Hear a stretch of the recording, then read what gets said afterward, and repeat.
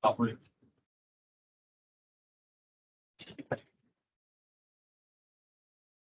要不可以吧？好，没有。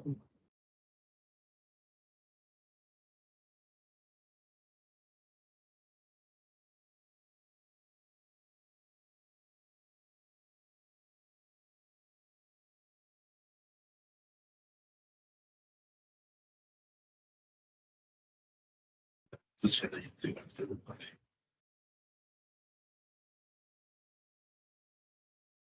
多数感啊，天生。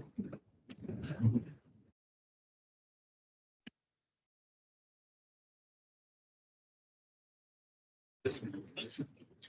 三。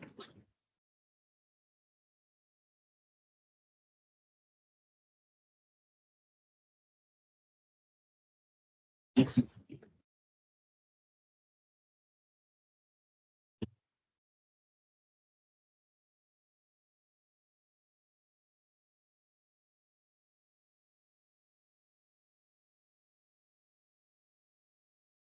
三分。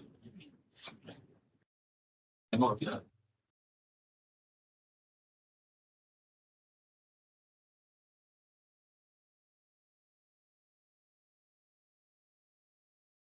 讲可以，我跟你讲，你讲可以，我才是一个你讲。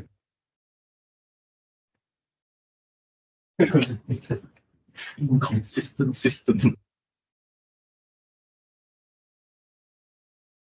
考不了这种。大家，我认为什么东西是可逆啊？三观不可，这可逆，这是。是像你讲的，像我讲的，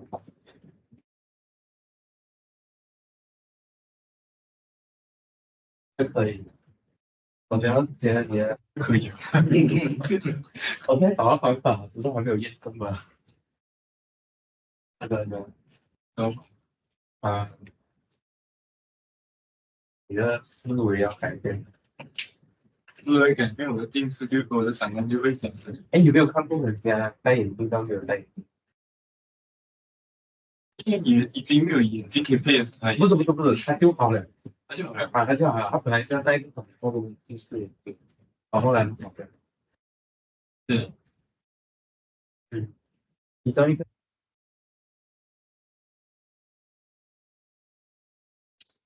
那房子才4角形，对，好像是，但是真的，看，但闪光我就不知道，闪光我觉得。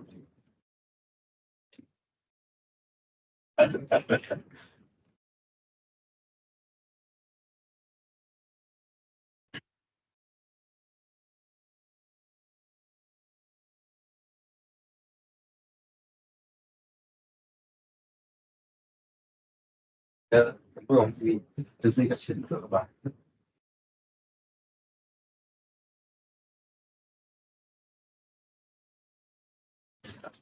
就是等着你讲，不要闪光，你就不要闪光。哇哦！我想我数学变好，就比别人变好了。真的，对不对？昨天我们教一个 axiom choice，什么时候你可以做选择？哇哦！要怎么啊？就是来啊，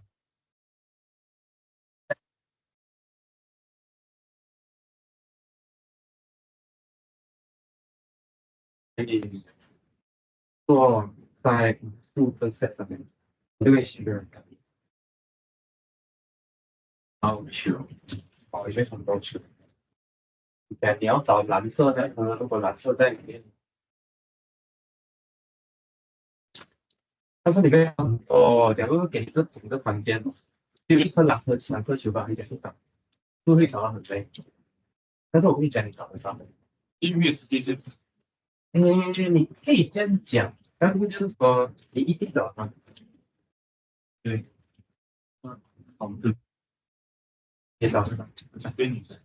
你想变你的，你就明天就变。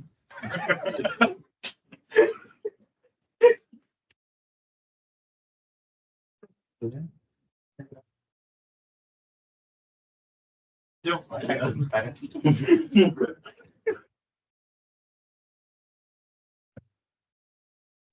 真是。他们是做一个 video 吗？哦，原来年龄也小。对，我记得那一次呢。第一次见到白什么，我觉得你白的，跟现在有像白丑那种。我跟你讲，他故意的，他故意写那个字的，他一定要人家判断，然后他来照相。这样说，我都要写一个草字头。也是啊，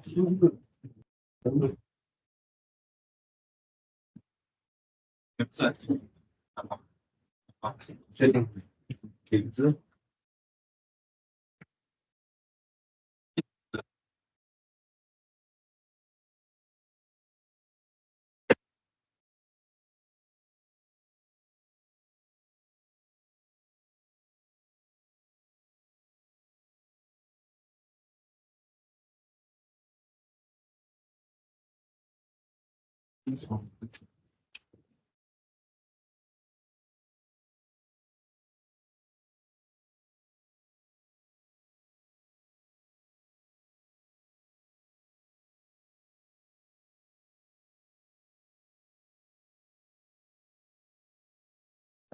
2点钟，这个马桶屁股。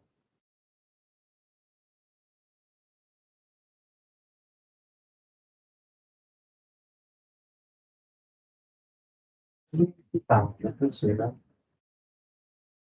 啊，我来就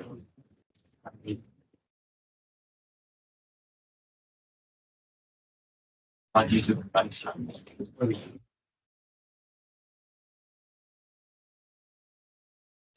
被炸裂。非常牛。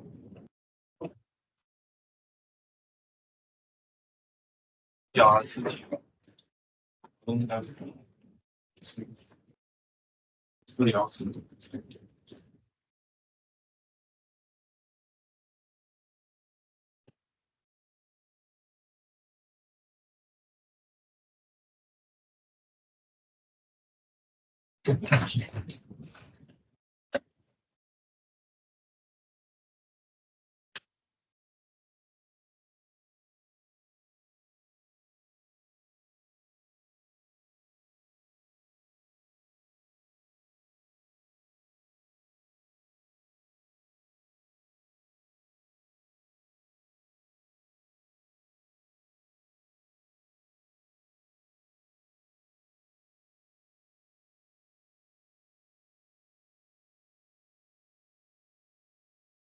嗯嗯嗯嗯嗯嗯，我上了。嗯嗯嗯嗯嗯嗯嗯嗯嗯嗯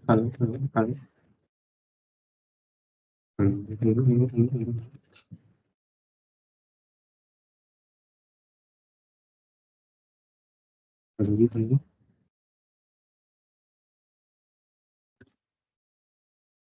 hello hello hello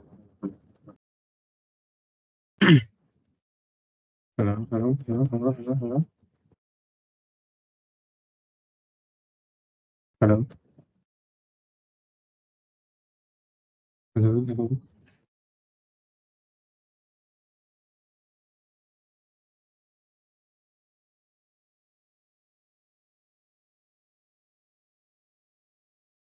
hello hello hello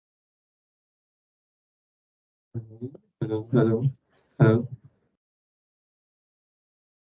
hello, hello. Testing, testing, testing, testing, testing, testing. Hello. And yeah, okay, let's try first. Okay, good afternoon. Afternoon. Okay. Hello. Okay. Hello. No one. Ayo.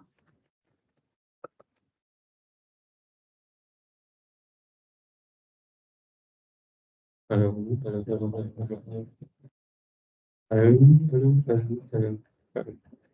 Hey. Why? Hey, now 12 o'clock, got people working. 有人做工。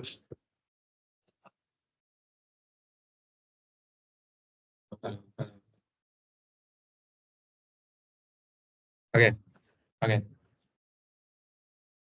你可以 message 他们吗？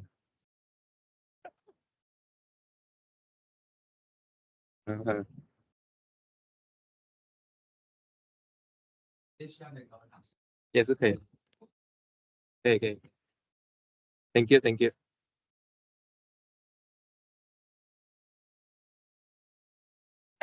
Okay. Yeah. Have you checked out the lecture note? The name. Where's the assignment due? Thursday. Thursday evening. Midnight. Thursday. Okay. So, yeah, Thursday. So if you have any problem, you can see me this after.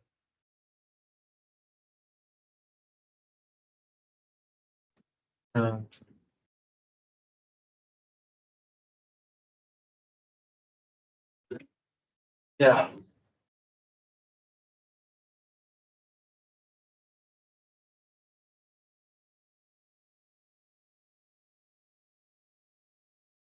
So far, what do you feel about the course? So far, how do you feel about the course? Can follow or not?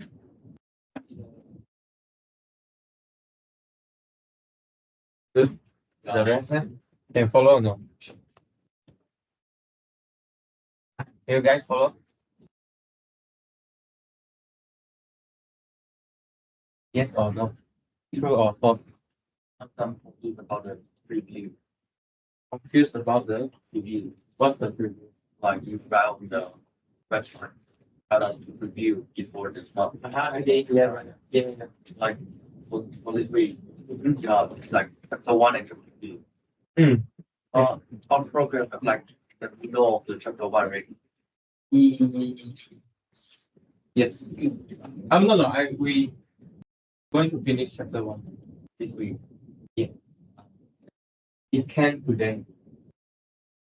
Yeah. So I put the prereqs, right? I will put extra stuff there. So you just The extra was so a lot. so much. I mean, you read according to sequence. You read according to sequence, and then you can somehow estimate how much I can talk in 2 hours. So you just prepare around that. I'll give you a chapter and then you just read in sequence. Yeah. That's what I don't give a specific range because maybe I will be slower, maybe it will be faster. So I won't give a specific range, but I give a chapter range of chapter and then you can read in sequence. Okay. It's okay that if you like maybe for first every week have 2 lectures, right? Maybe I give you pre-reads like chapter 2. So maybe you can divide the chapter into half. So if you want to come to first lecture, you read the first half first. Then second lecture, second half, like that. But still depend on the lecture speed. Right? So either you prepare more, either that's fine. As long as you are prepared, then you won't get completely lost. That's the point. Is you don't get complete loss.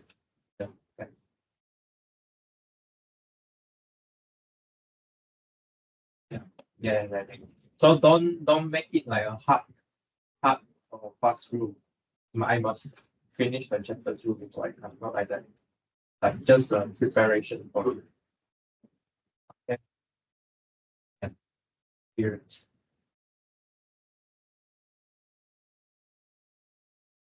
Concept is are the concept part or not? Are the concept part? The concept we learn in class. Are they hard? Are they hard to follow? Sorry? Still okay. Still okay. So far okay. Okay. Maybe half of you okay. How about the rest? Only how about the rest? Can keep up or not? Can keep up? Still can keep up. Yeah. You just just keeping up. Just 15 weeks. Very fast one.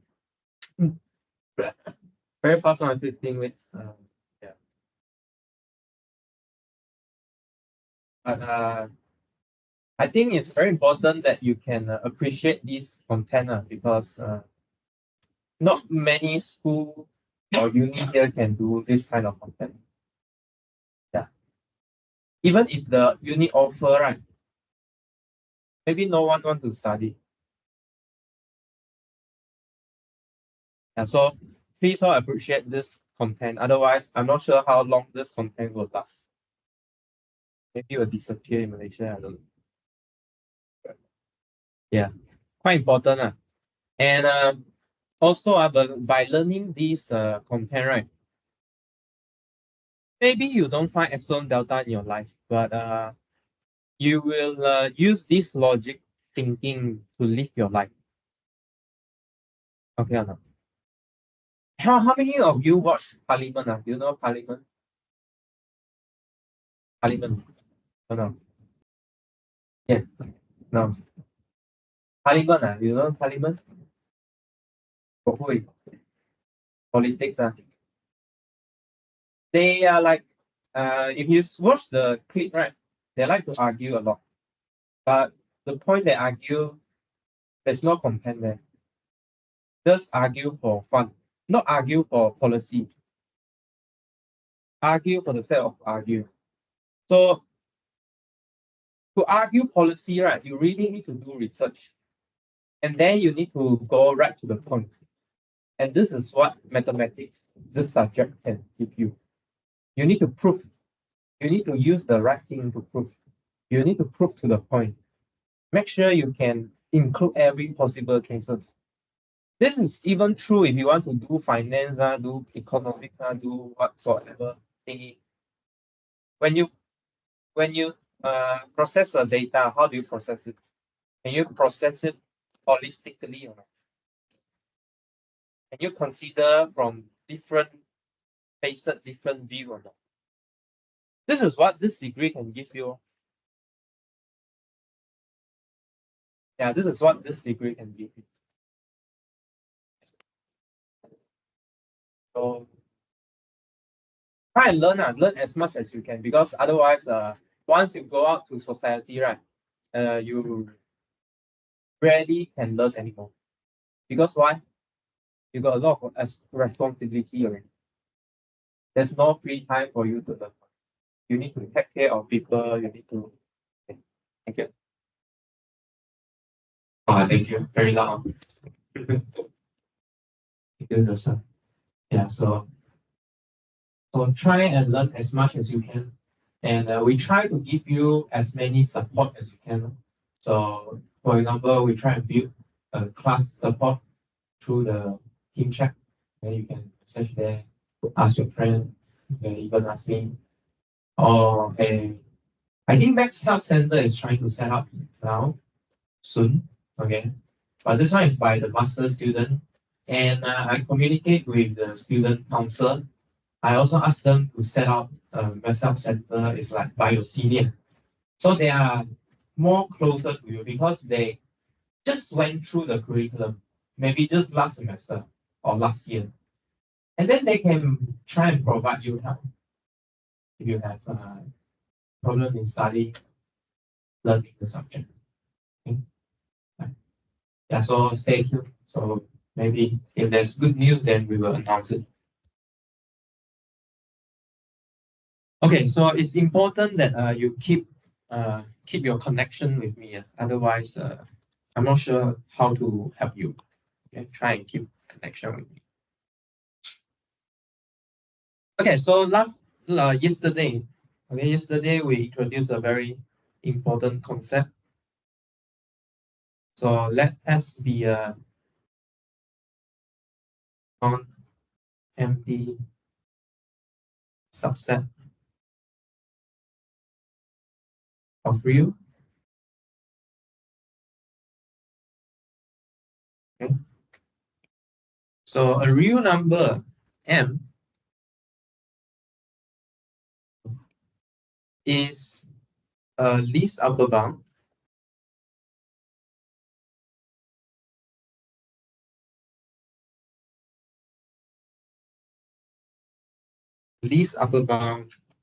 for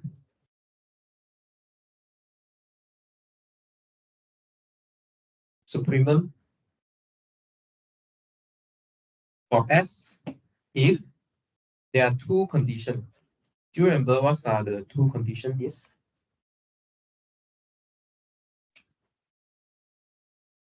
What are the two conditions? Least upper bound. Huh? What are the two conditions? M, first of all, is an upper bound. What does it mean by M is an upper bound?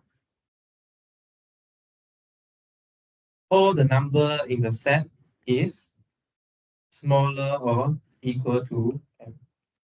Okay, so this is what it means by upper bound. And M is the least one, so meaning M is less than or equal to all the other upper bound.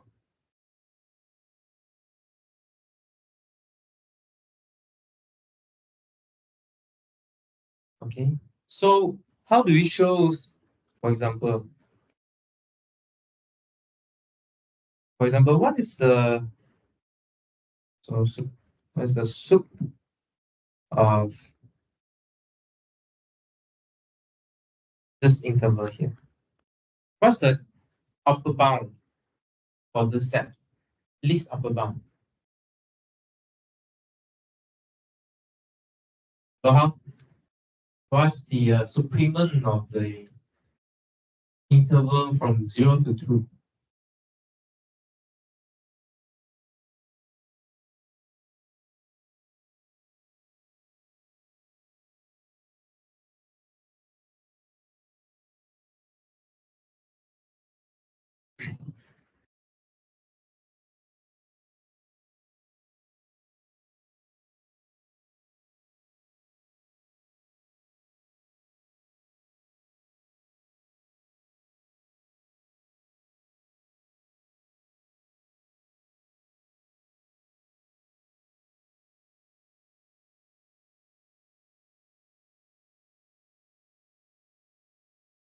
It's the supremum of interval from 0 to 2.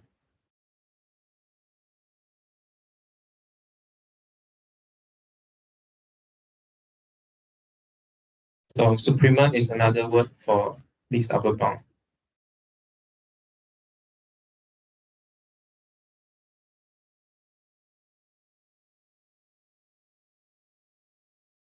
Yeah.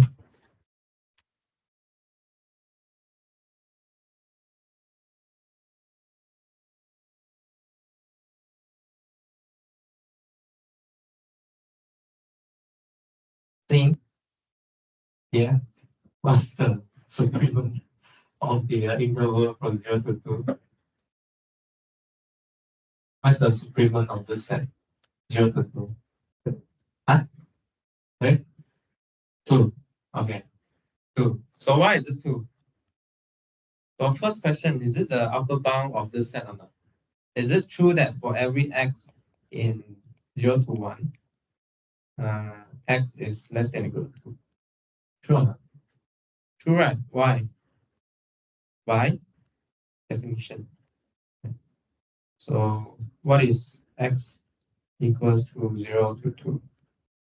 So 0 to 2 is all the thing such that x is strictly less than 2 and greater or equal to 2. Okay. Next, we want to show that this is less than or equal to every other upper bound. But remember how we did it yesterday? How do we do it yesterday? We show that for everything that is less than 2, they are not the upper bound. So yesterday, or recall yesterday, we checked that for every n that is less than 2, okay, n is not a upper bound for the set we're considering. Okay. Meaning what? Meaning what? Meaning it's not an upper bound means what? What's the negation of this statement here? There exists an x such that x is greater than n. Okay. So meaning you need to find an x in your set such that s is greater than n. Okay. So the question is, can you find something in between n and 2?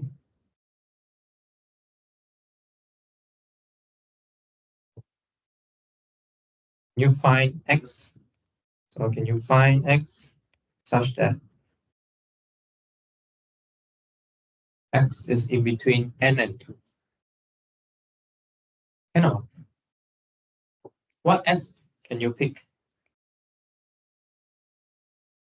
Pick what s?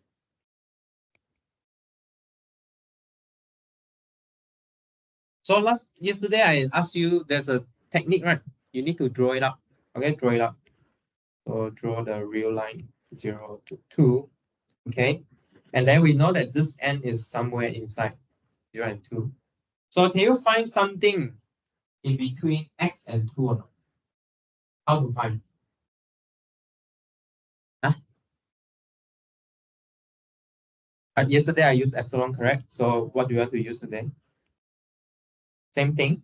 Okay, so let's recall how we do it. So what's the epsilon? Huh? 0 to n. Here is the epsilon. You don't quite remember? So what we do yesterday, we consider the distance. Okay, so now we want to find something around here, right? So we consider the epsilon between this distance between 2 and n. Okay. And I can simply take n plus 2 minus n over 2. Does it work? So in this case, what do I get? This one. Half of n plus 2. Right? Okay. Of course, you need to show that this number that show that this number is strictly greater than n and less than 2. You know how to show? You know how to show this?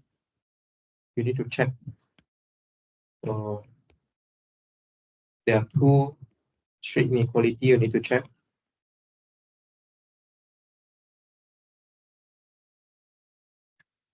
Okay, so B. Okay, so A is true if only if 2n less than n plus 2, right? Is if and only if n is less than 2, but we start with n less than 2, right? See, we start with n less than 2. Okay, and then how about the other one? I have n plus 2 less than 4 and n less than 2 again. Okay, so it all boils down to n less than 2. Does that make sense? Okay. You see, all these operations we can do is because last time we proved from the order axiom. Okay, last time we proved from the order axiom. And I want to, okay, last time I teach you to read this epsilon distance from this real line, right? But I want you to think about this number again. Half times 1 n plus 2. Why is it less than 2 and greater than n? You see, okay, at least for me, how I first read this number, you see, n plus 2, quite big, but half it comes back to the range between n and 2. Why does it make sense? Why does it make sense? Between the midpoint of n and 2. Okay, yeah, one way you can read it is like that. Is a midpoint between n and 2. Okay, how about this way? Okay, I teach you how to learn it this way. Half n plus 1. How to read this half n plus 1? Okay, you see, n is less than 2, right? Half of the 2 is 1, but half of the n surely less than 1. Okay, so meaning what? If you halve the n, right? If you halve the n,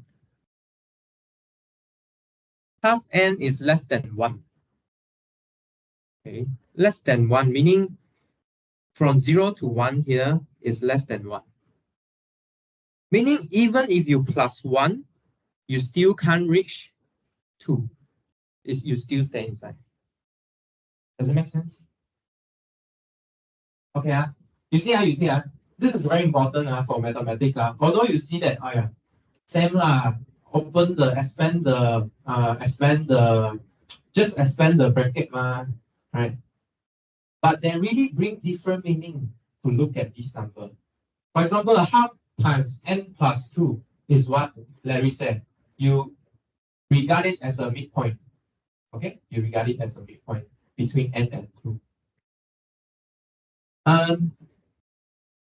If I write n plus 2 minus n over 2, I add the half of the distance between 2 and n and 2, which give the midpoint. Right? So just now, I teach you how to see half n plus 1. Okay, you first half the n first. By halving the n, by halving the n, okay, it goes to something less than 1.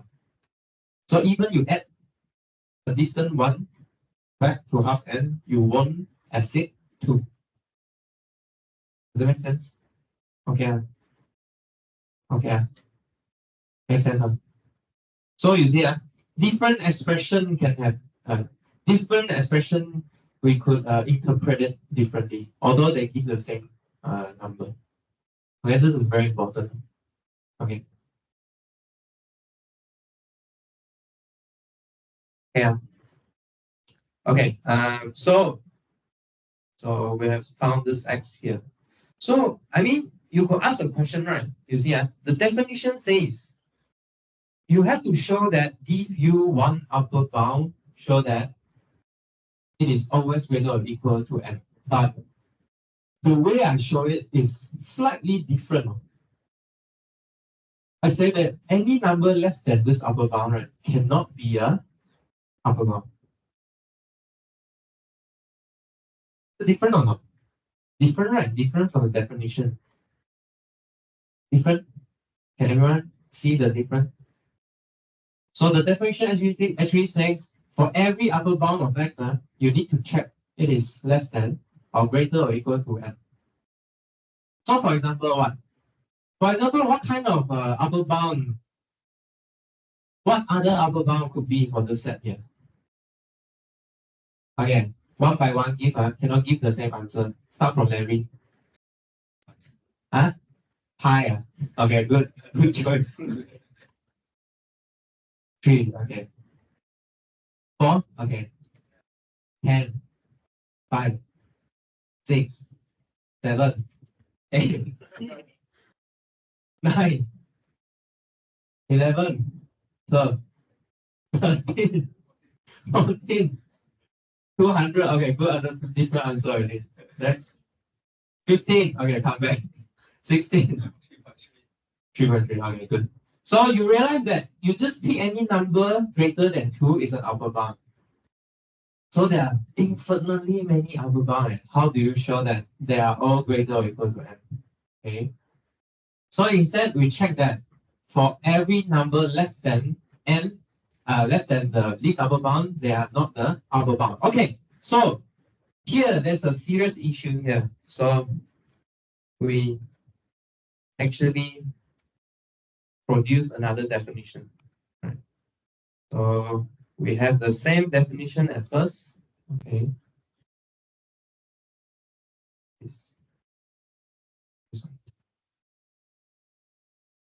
This.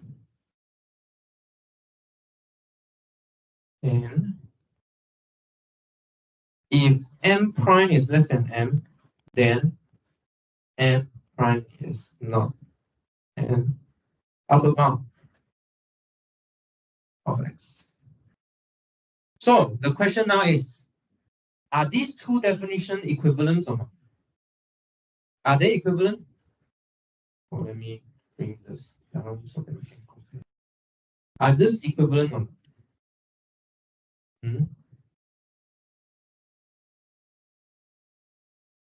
Are these equivalent? Are these two definitions equivalent?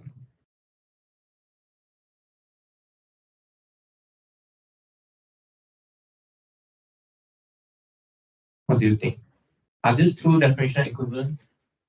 So they have the same condition on one, but second condition is different. Okay.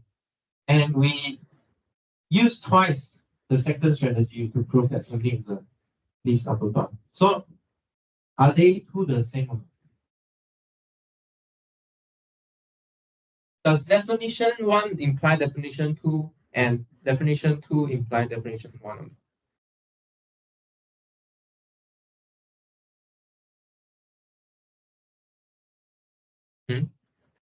What do you think? Yes or no? You think yes. Okay. If you think yes, what should you do? Prove. You need to prove it. Okay, let's prove it. So let's see if we can go from definition 1 to definition 2 or not. Okay. So for definition 2, 1 and 2, which one is 1, which one is 2? So here is 1, here is 2, okay.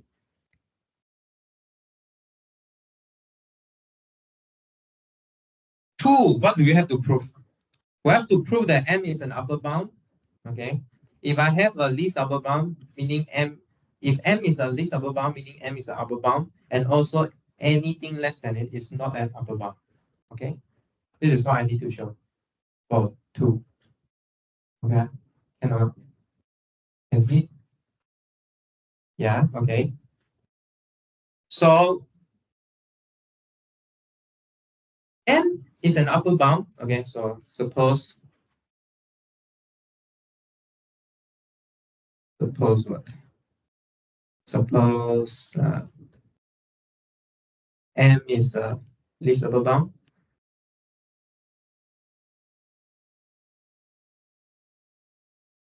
Okay. By 1, we already know that M is upper bound. By 1, by definition 1, the condition 1 is automatically satisfied. It's the same, right? The condition 1. You run C.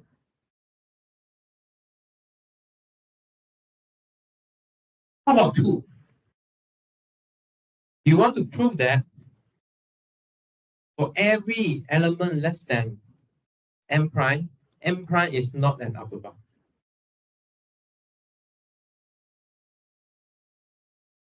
Can you prove this or not? Sorry? Hey, contrapositive. Consider the contrapositive of this statement, right? What's the contrapositive of this statement? What's the contrapositive of this statement? So I write like this. M prime less than M implies that M prime is not an upper bound. So what's the contrapositive of this statement? Let me check. 中义. What's the contrapositive of this statement? P implies Q. Contrapositive is what?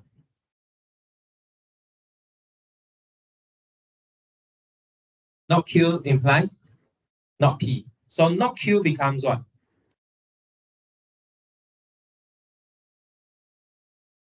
Can see or not?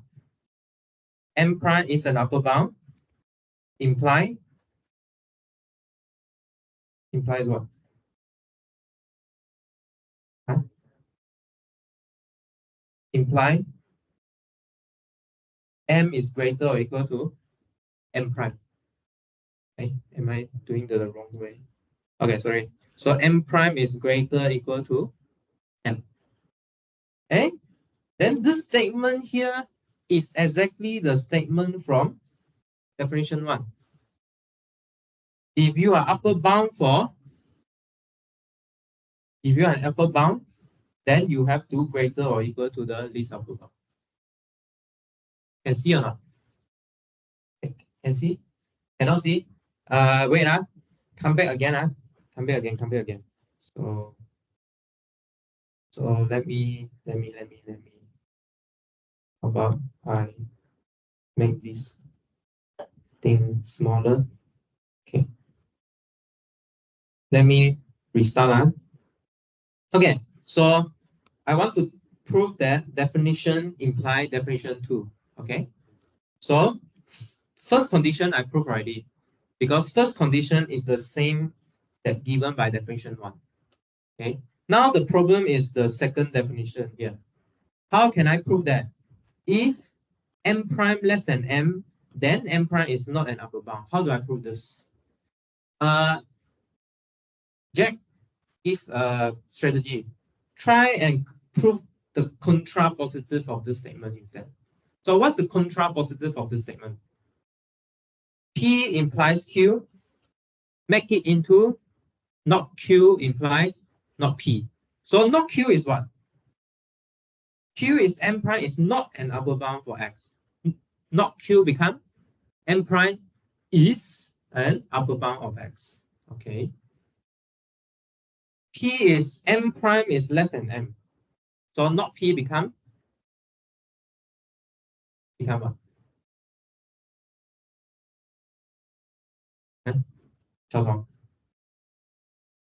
If P is M prime less than M, why is not P?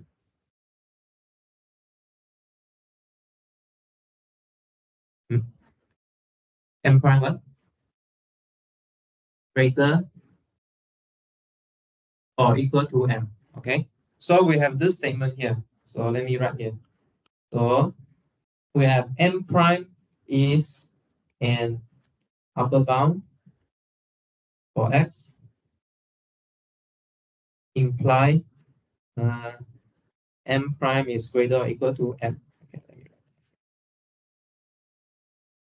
So the claim here is this statement is exactly what definition 1 give you. For every upper bound L, L is an upper bound for X, then this L will be greater or equal to M. And can you guys see that this two statement is the same? This one. And this one. Can see it's the same or not? You just take M prime to be L. It's just a labeling. Okay. Can you see? M less than or equal to L. M is less than or equal to M prime. What is M prime here? M prime is a upper bound. What is L here? L is a upper bound. So it's the same statement. Make sense? Okay. It's the same statement actually. As long as you are the upper bound for X, then you are greater or equal to M. Okay. So you see these are just two different ways to write it down. At the top there is an if-then statement. At the bottom here is a quantifier statement. Okay. Okay. Make sense? Any question or not on this one? Should be clear. If not clear, you have to ask. Right? Okay. Okay. Okay. Just naming is different, but still upper bound. Okay. All right. So 2 is contra-positive. Positive is given by condition 2 of definition 1. Okay. All right, so one direction done. How about the other direction? The other direction is 2 to 1. Okay, 2 to 1 means what? I need to prove that for every upper bound L is greater or equal to M. Remember.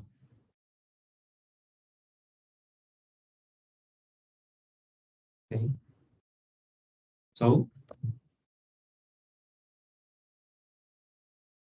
similarly, we use contra-positive. Okay, it's the same. Okay.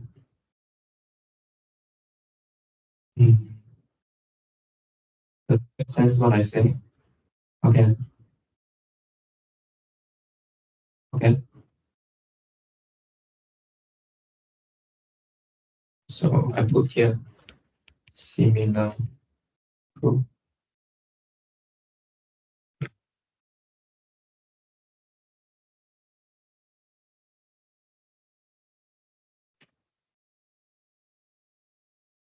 Okay. Yeah. So so this is an equivalent definition. So you need to prove from the left to right, right to left. Okay. Yeah. So in mathematics, there are a lot of equivalent definitions. Okay. So you need to be able to distinguish what definitions are equivalent. Okay, what definition you can use. Yeah. I mean, this is similar to real life, right? Similar to real life. Two items that seems different, but somehow they are equivalent. Okay, so can you see the equivalences between them? Or even can you prove they are equivalent? Okay. I like to talk about argument. Okay, let's draw this subject back to argument. Like maybe I like to argue with my friend. 不是吵架啦 but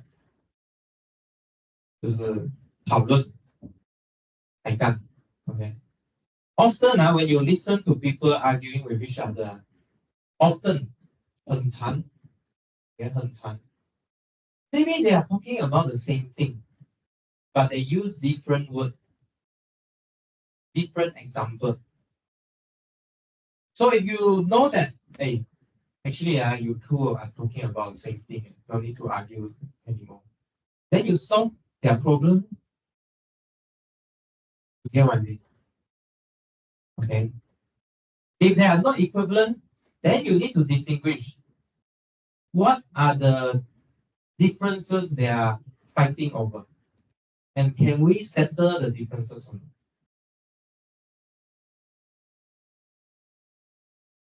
Okay, but in this case, these two definitions are equivalent, and usually we use definition 2, okay, to prove least upper bound or supremum.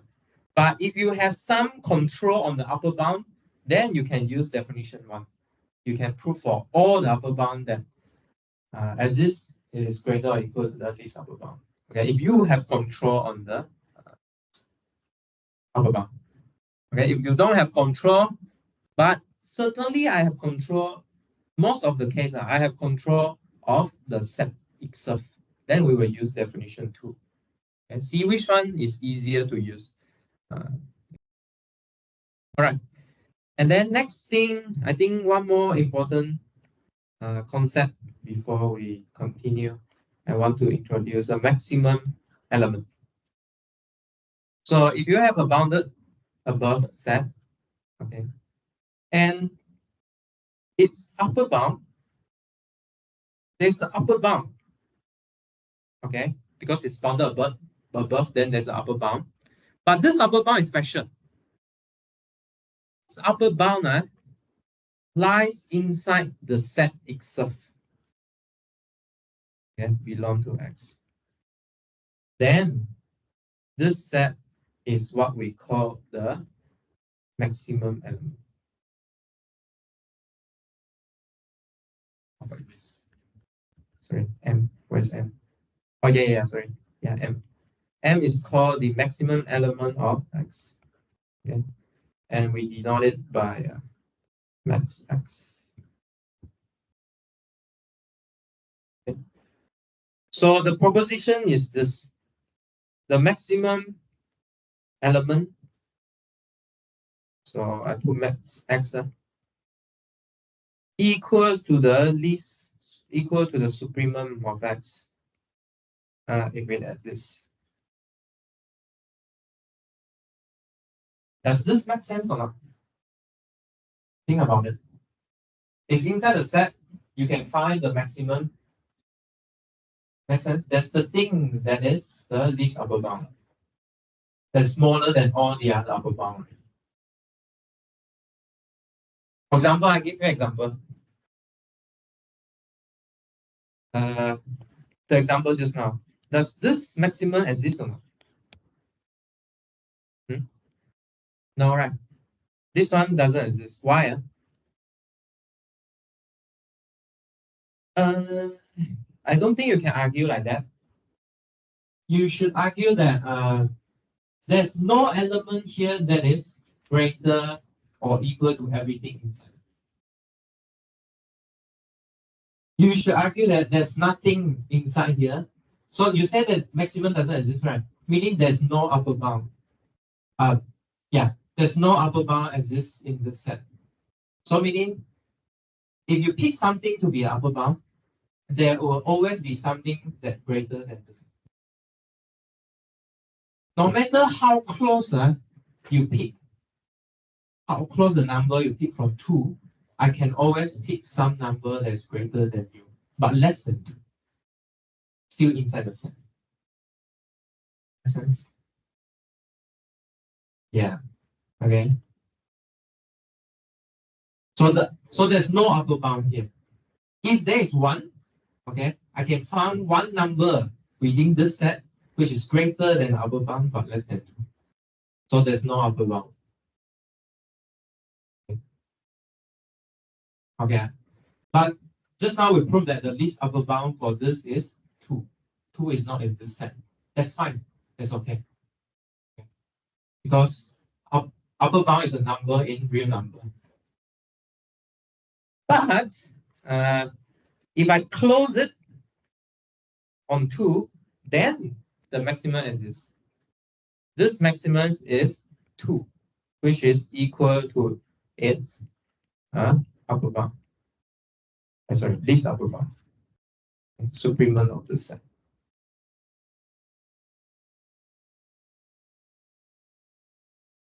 Yeah. So I'll try and prove this proposition here. Okay. Size. Try and prove this. Okay. I think I'll provide the proof later in the note.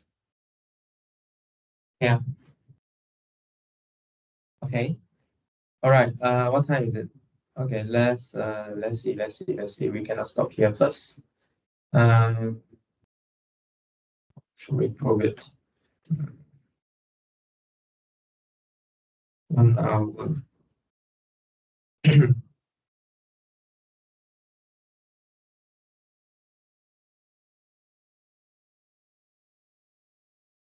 So 1 hour. Should we prove this as an exercise? How about let's prove this then, because we don't have much time to start new thing. Let's prove this.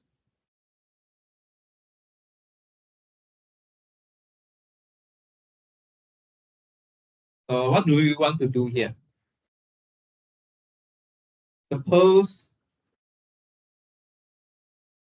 max S exists. Okay. What do you want to show? We want to show that it is an least upper bound of S. And then by uniqueness that we proved last time, it is the least upper bound. Okay, so we want to show that this max X is the least upper bound. So there are 2 definitions we have just now, right? Okay. So pick any one. Pick any one is fine. But any one of them, you have to pass through first condition, right? What's the first condition? That is max S is an upper bound. Is it the upper bound? Yes, right, because by definition, maximum element is an upper bound belong to X. It is an upper bound, just that it has a extra condition that upper bound I can find inside the X. Yeah, so it is an upper bound by definition. Okay. Next, second.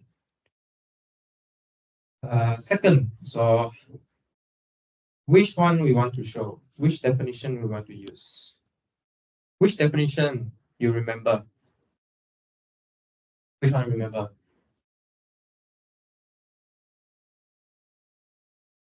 Which one you remember?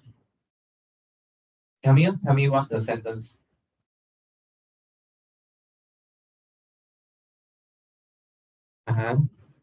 So what is M? Quantify your M first. Yeah, quantify what is M. So now I got max X, right? So what do you need to do with a max X? Equal to M? No. What's the second condition in the definition of a least upper bound? Which one you remember? Smaller or equals to L. What is L? For every upper bound, L. Okay? For every upper bound, L. So meaning you need to start with one upper bound and then show that upper bound is greater or equal to max X. Okay? So let's try this. So since you want to show it for all, right, what you need to do? Take an arbitrary upper bound L. What do you want to show? I want to show that L is greater or equal to max X. I want to do this. I want to do this. How do I do this? I don't have any control on my set, right? And I don't have control on L. Okay. Since I don't have control, right? You need to create control. So how do we create control? Yeah, create something that we can work on. So we need to create extra condition. So to create extra condition is like we need to use something like contradiction method. Okay. Suppose it is not true. Okay. Suppose max X is greater than that.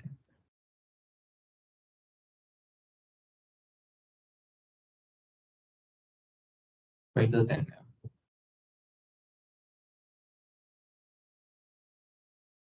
Any contradiction or not?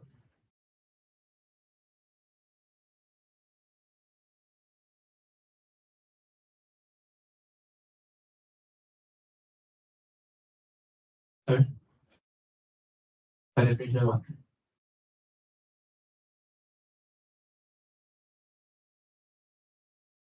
X is an element of S. Yeah. But L, the upper bound of S is less than max S, so L is not H. So this contradicts L being an upper bound of S. Say again. Okay, so L is an upper bound of S. Okay, so let's write down slowly. So since L is an upper bound for S, this means what? That is, for every X in S, S is less than equal to L. Okay, continue, Larry. In particular, max S is in S, then max S is less than or equal to L. But we suppose that max S is greater than L. Okay. So there's a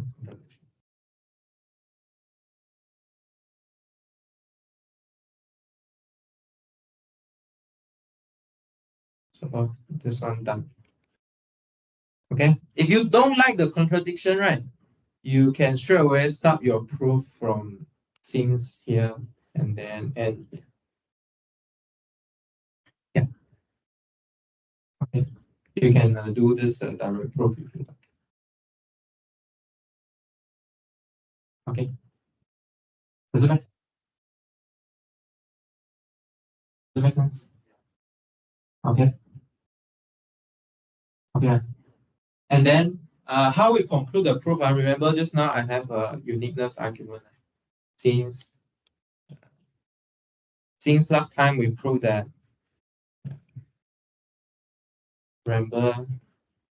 recall that we proved that UP of a set is unique and max S. Since max S is a LUP, then max S have to equal to LUP of X, which is the supremum of X. Okay. Does that make sense? Yeah. Yeah. So my practice is if I cannot directly see the connection, I'll use contradiction, because contradiction will give me extra. Or even I use contrapositive. I'll assume something I prove is wrong first. And then does it? Yeah, then continue. I have an extra condition that the result is wrong. And then it can I prove? Okay. And then it turns out that actually you don't need the contradiction here. You can do the direct proof if you just take the middle argument. Because max S is something inside the set, it has to be less than or equal to any upper bound. Because that's the definition of upper bound. Okay. Okay now. So the moral of the story here is you need to be very firm with your definition, and then you play with argument. You want to use contradiction, contrapositive, direct proof, anything. Okay. Does it make sense? Okay, so there's one definition we play here, which is upper bound and maximum element. Two definitions. Okay. So there are two definitions played around here. Okay. Okay. Any question before we take a break? No? Okay, so I probably will release tutorial 3 either sooner or later. I'll try and include exercise for finding supremum. Okay, try and do it and then prove it. Okay. It's very important this supremum thingy because we're gonna use it again in integration.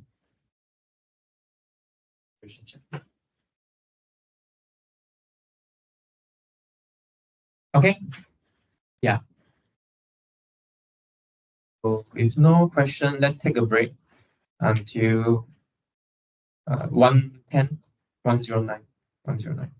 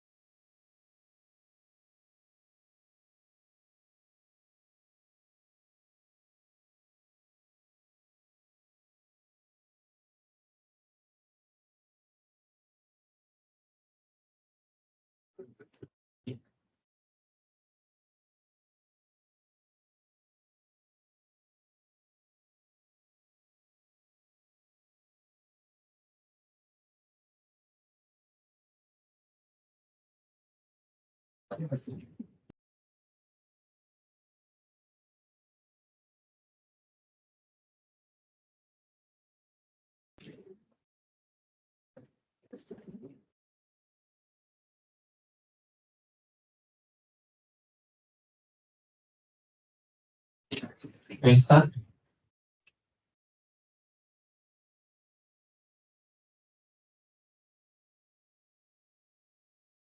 What happened to log on? I'm so tired. What is it?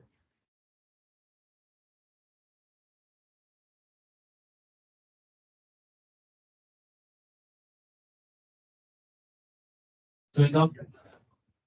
Ở trong học.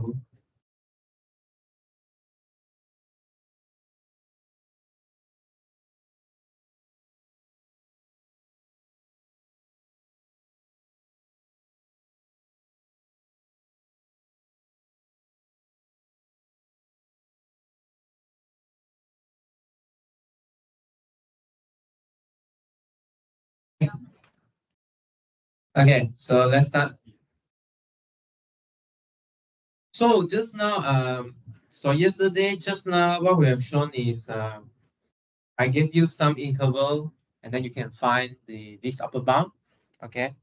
Actually, you don't always can do that in real numbers. Okay. So we impose. Sorry. Okay. You can always do that in the real numbers, but it is not entirely clear that why you can do that. Okay. So we impose this as an axiom. So we will say that every empty, non-empty subset of real numbers, which is bounded above, okay, which is bounded above, then you can find the smallest one among them. So this is not entirely clear why you can always do that, but we impose it. As long as this set has an upper bound, like what you said, like 3, 2, 16, 17, 200, among these, this guy, I can find the smallest one, this one. So this is the completeness axiom for real number. Okay. So for what we have done before, we haven't assumed this axiom yet. But to build the real number, okay, the real numbers, we need this completeness axiom. Maybe you can ask, right? You can form a dual segment for this. For example, what I mean by dual segment. Every non-empty subset of a real number which is bounded below, okay, has a greatest lower bound. Do I have this segment or not? The claim is yes, you will have this segment. Because if you have a bounded below set, can you make it a bounded above set or not? How?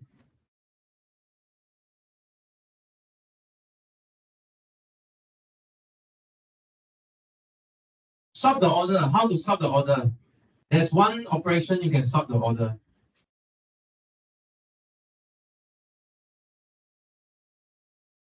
If you have set that's bounded above by some, bounded below by something, can you make it bounded above or not?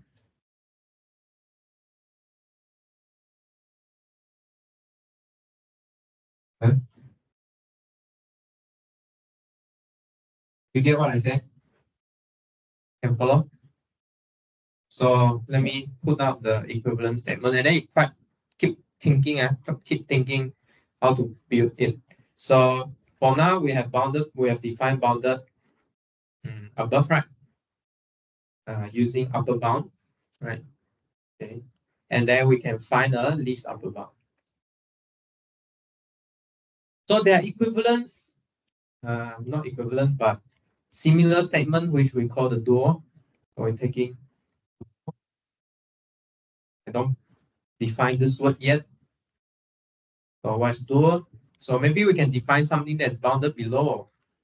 Okay, a set which is bounded below by swapping the inequality, right? Okay. Then bounded below by what? We call it a lower bound. Okay, you bound from below, lower bound. And then among these lower bound, right, you can find the greatest one, closest to your set, right? Greatest lower bound. Least upper bound also closest to your set, right? Okay. Greatest upper bound, lower bound, sorry. Okay. So, yeah, so is it true that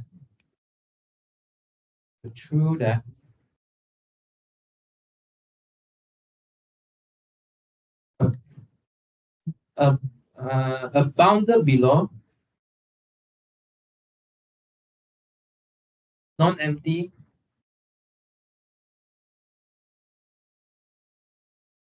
subset, say E of R,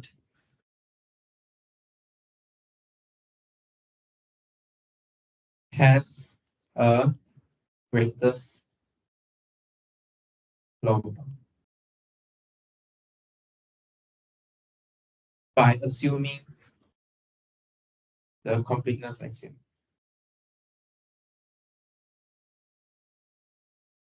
Is it true or not?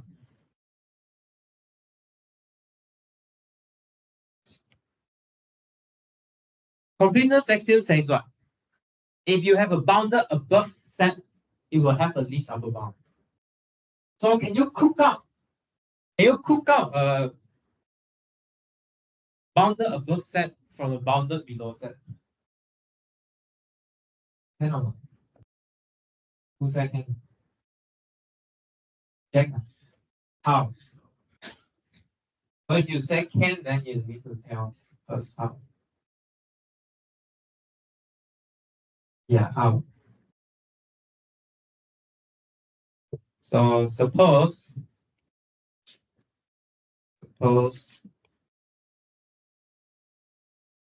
E, let's say the elements look like this, E is bounded below. Meaning what? Meaning for every E in E, there exists, let's say, N in R such that all the element E is greater or equal to N. Okay. How to make this bounded above? Can you cook out a bounded above set from here?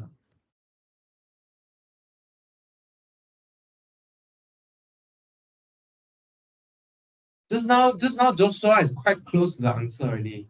Sort the order. How to sort the order?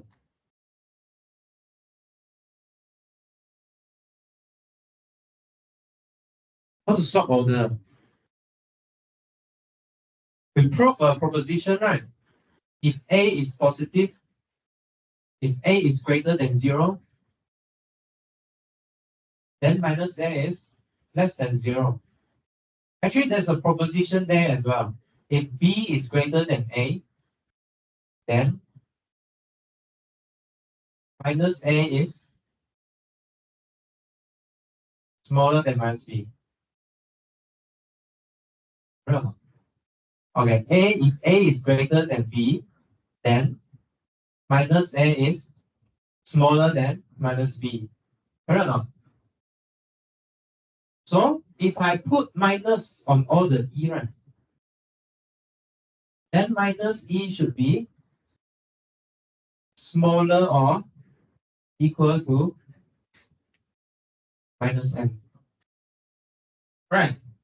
So consider a set called minus E, which is defined by taking negative, or you look at the inverses, such that E is in E. This set is particularly bounded above.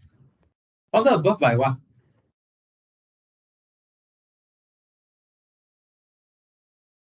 S for all E in E, minus E is less than or equal to bounded above by minus. So by completeness axiom, a least upper bound exists for this set. And then you can turn that least upper bound back to greatest lower bound by taking minus again. Okay. Does it make sense?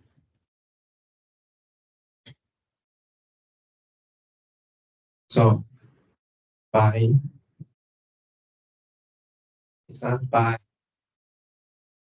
completeness axiom, that's axiom, the supremum of minus E exists. Okay. So let's call it, I call it a name. Let's call it a name C. C equals to sup minus E exists. It follows that minus C is the infimum of A. Oh, sorry, infimum of E.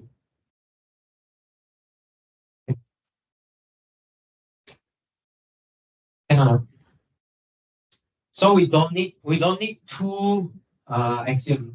We just need one. One will imply the other. Okay. Does it make sense? Okay or no? Okay. Okay. So remind you again, our real number is a set that satisfies three set of axiom. One is the field axiom. Okay, field axiom, and then second is the order axiom, where we prove 1 greater than 0. And then finally, this completeness axiom. Okay, we need to have least upper bound for all bounded above set. Yes. Scroll up. Yeah.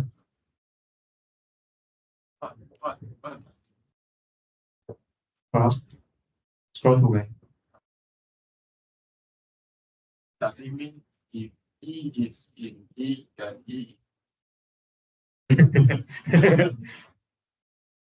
It just, I mean, it just, how's that? It's just giving a name to the element. I just want to call the little E. Yeah. Nothing special here. It's a tautology, right? It's not a contradiction, okay? It's a tautology. If E is in E, then of course E is in E. But I think it's a different way. I mean, if you satisfy this, E is in E, then your elements look like E. Yeah. Okay. Okay. Yeah. It's a topology. Basically, I just want to like write out the element inside E. This is what I want to do.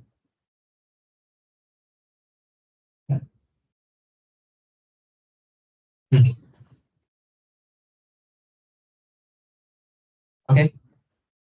So far, okay. So far, so good. Okay, so last time we also mentioned this. We don't quite build our number like how to say. Okay, so a statement here is any two complete ordered field are isomorphic. So what is the isomorphism means here is you need to satisfy the bijection need to satisfy this property. Have you guys have a chance to do AA already? Not yet. This week. When is your AA class? Thursday, Friday. Thursday, Friday. Okay. Maybe you will see group homomorphism soon. Okay. But this is actually group homomorphism on addition and multiplication. So you can add element first and then you do the bijection, or you do bijection first and then you add the element. It's the same thing. You see, row of A plus B is equals to row of A plus row of B. Okay. And row of A times B is equal to row A times row B. You can add first, do the bijection, or you can do the bijection first and then add them together. That should be the same. This is what we call a group homomorphism. Okay.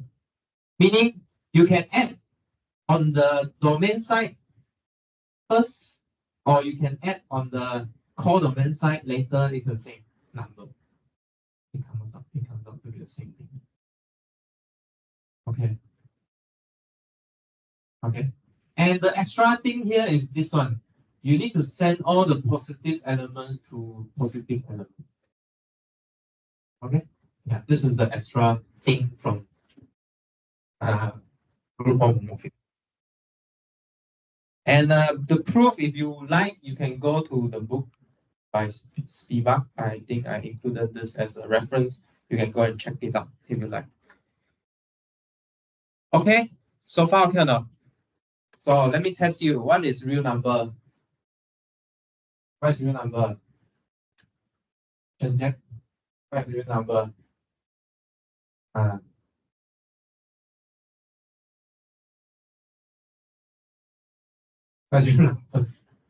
Rational plus irrational. What is real number?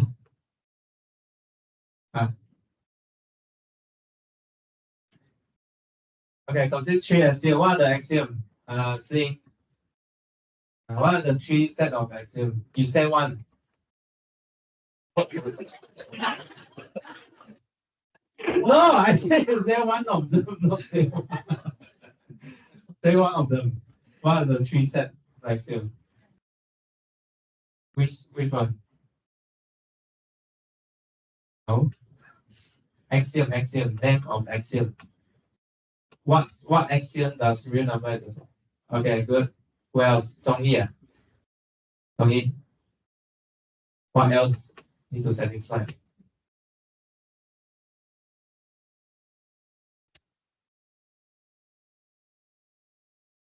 What else need to satisfy by real number? Order axiom. Okay. Who? Yuan? Don't know? Don't know? One more set of axiom I just introduced.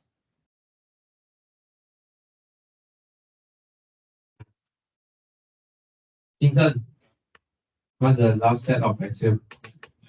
Completeness axiom. Okay.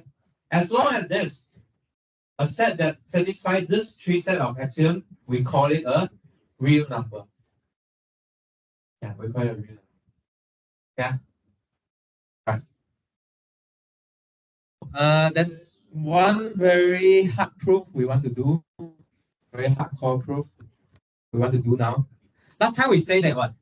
We proved that square root 2 is irrational. Okay.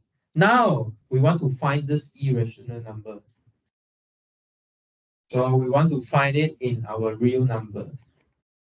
So there exists a positive real number which we call square root 2.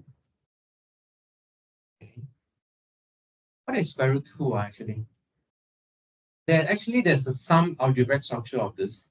Square root 2 is the thing that square to 2. So we want to find the square root 2. Where is it? We want to find it in positive, find it in real numbers. So how do we find it? So here is the trick. We want to define a set S. Okay. This set is a subset of real. Okay. Since this number have to be positive, we just set this set to be a positive set such that x is greater. Sorry. Wait, let me see. What am I doing here? What am I doing here? I think I wrote something stupid. Okay, I think it's s greater than 0 or s squared is less than 2. Let's see. Am I doing some stupid thing or not? Okay, I think I'm stupid. So set it s less than 0, otherwise too big. X less than 0. Okay, greater than 0. Okay, let's set this set here. S less than 0 or s squared less than 2.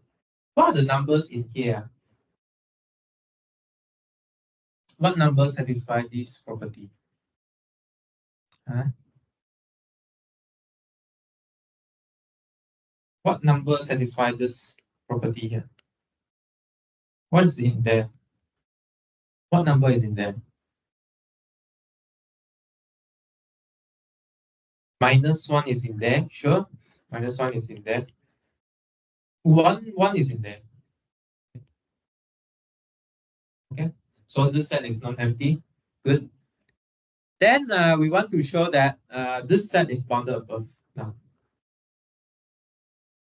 can you sense what is coming if I have shown this is bounded above? And this is non-empty set. So by completeness axiom, the least upper bound exists. Least upper bound exists, and then we want to show that square root 2 exists. Then we are trying to show the least upper bound of this set is actually square root 2. Okay, so later we'll see this coming.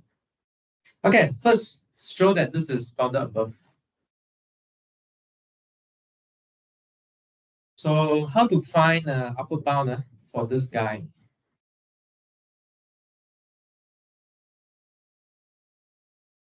We found an upper bound for this set.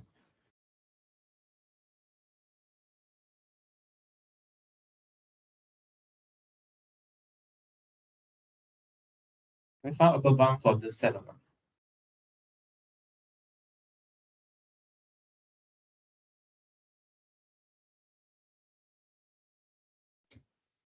Any idea?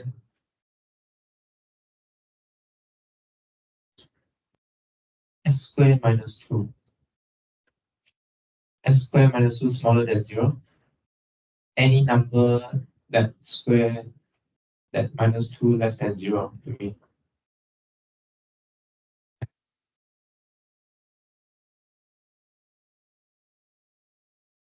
Okay, let's try. Let's testing. So you want to show that, so S such that S squared minus 2 less than 0 is an upper bound for S. Okay, so how to show it? Just now you say try to factorize it. How to factorize it? I haven't produced square root 2 yet. Enough. Okay. I'm not sure whether this works or not. Maybe you can try. Just that I cannot factorize now. Okay. So how to find the upper bound? I have a lemma here. If the number is greater than 0, okay, and okay, so wait, before that, we should play some cheat here. You see, I draw a set here, right? At the start of the lecture, I say you should picture it. Can you draw it or not? Can you draw this number or not? What are these numbers? These are all the numbers that are less than 0. And then x squared is less than 2. How is this possible? S squared is less than 2.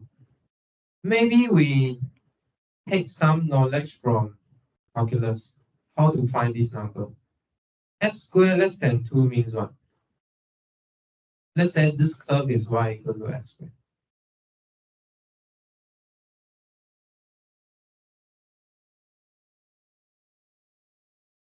So s squared equals to 2, maybe somewhere around here. Let's catch it. So meaning you take all the pre-image here. Okay. Does it make sense? Does it make sense? Okay. Okay. But if you want to be really precise, okay, so the second condition actually cover maybe around up to here. Second condition is orange, and then first condition is green. So I remove this green first.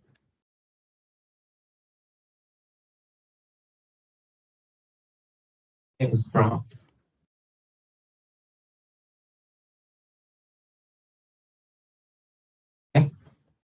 Okay. So you see, so first your upper bound should be somewhere around here. Around. So around here means what? This number have to be positive, and also when you square the z, should be greater than 2. Okay. Then these numbers are all upper bound for S. Okay, so we want to prove this. So proof of the lemma.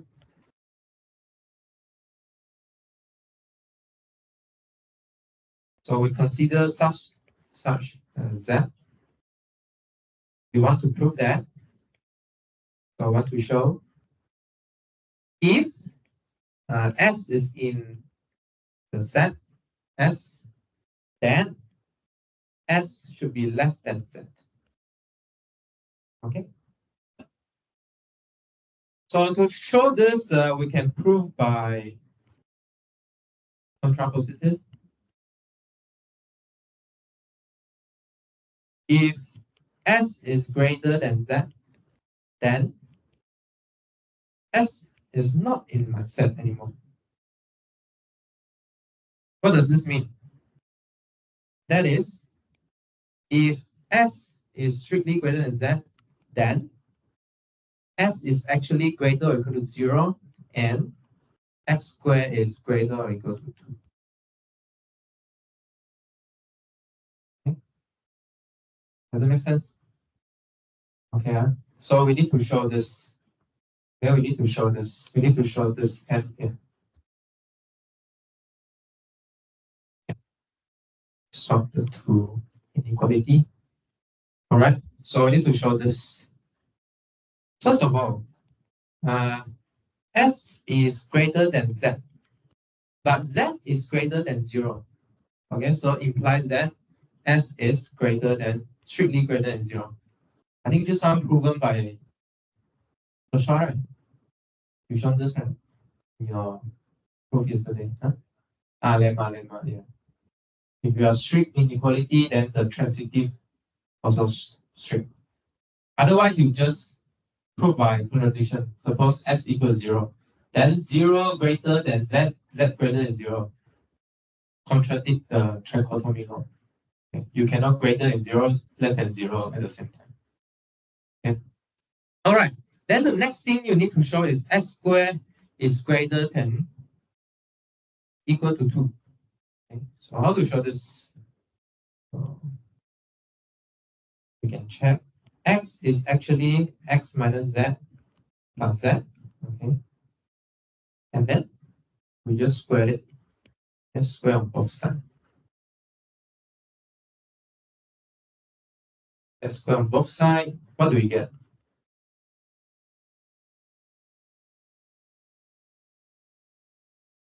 We actually get x minus z squared plus 2z x minus z plus z squared. What is this number here? Is this number greater than 2 or not?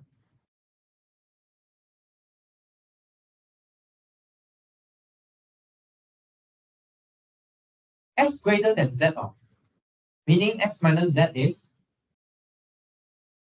positive. So here is positive.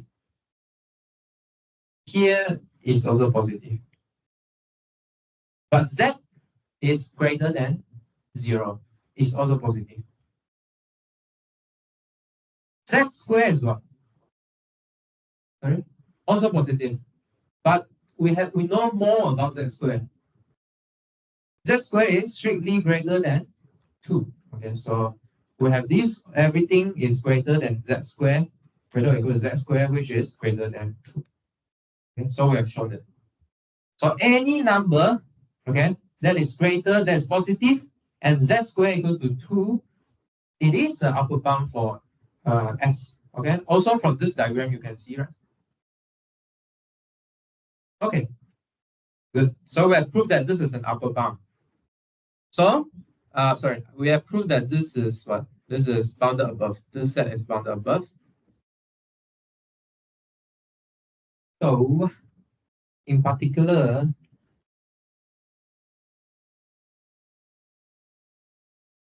square equals to 4 greater than 2. So, 2 is an upper bound for S. Okay, and S is bounded above. So I really find the upper bound for you. One of them is 2.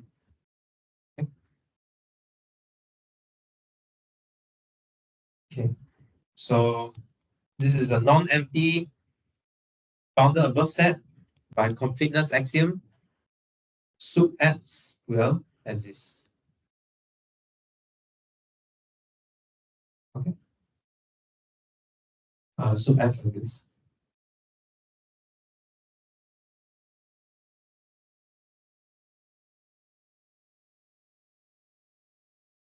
Okay. Sup S exists. Okay. So what's left to do?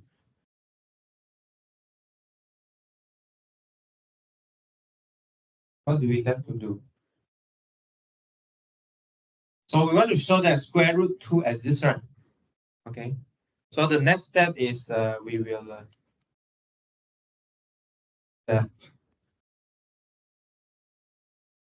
sup x squared equals to 2 by contradiction.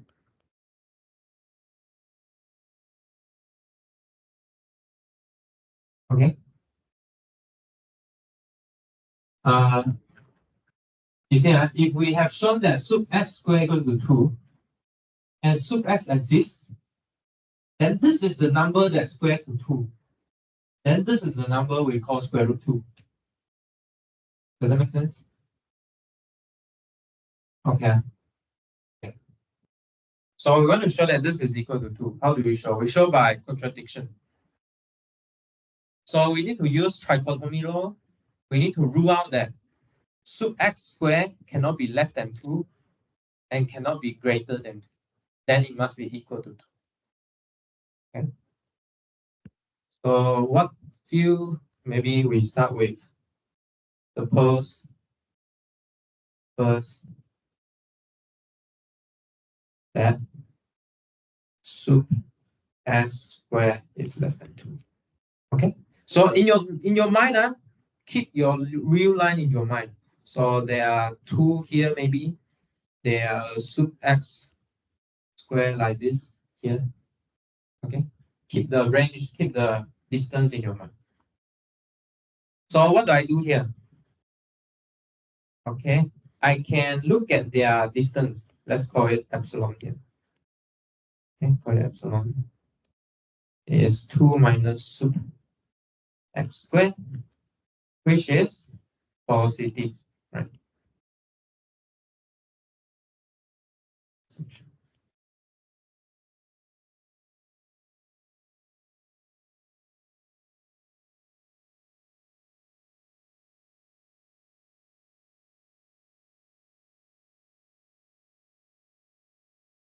Okay.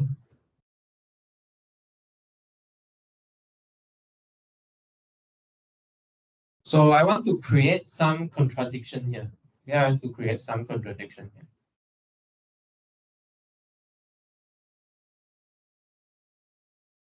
So I want to create some contradiction here.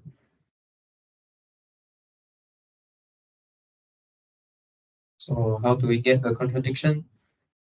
So let's make some claim here. For any number y,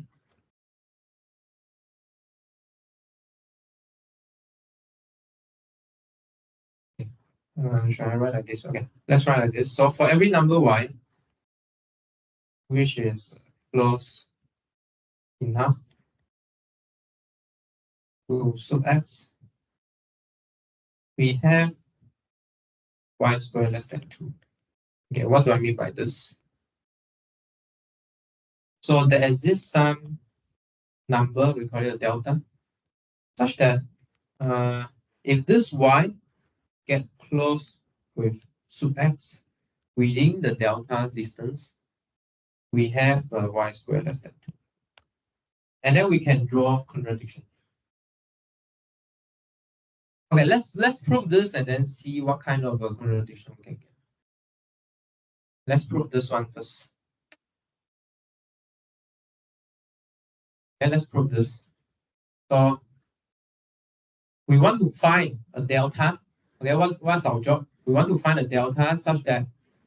So let me draw this shape for you again. Okay. Yeah. Let me bring this guy down. This. Okay, maybe not this guy. I have to draw a new guy because we are not dealing with square. So you see, what is here? Left hand side here. This is P, this is Q, right? Okay. So what is P talking about? We have a Y that is close to sub X. So sub X is like this. Okay. And then there's a delta range here. Minus delta and delta. And if my Y live in this set, okay, so let me draw it. My Y is inside this set here. Implies what? Implies Y square is less than 2. So we need another dimension. Implies that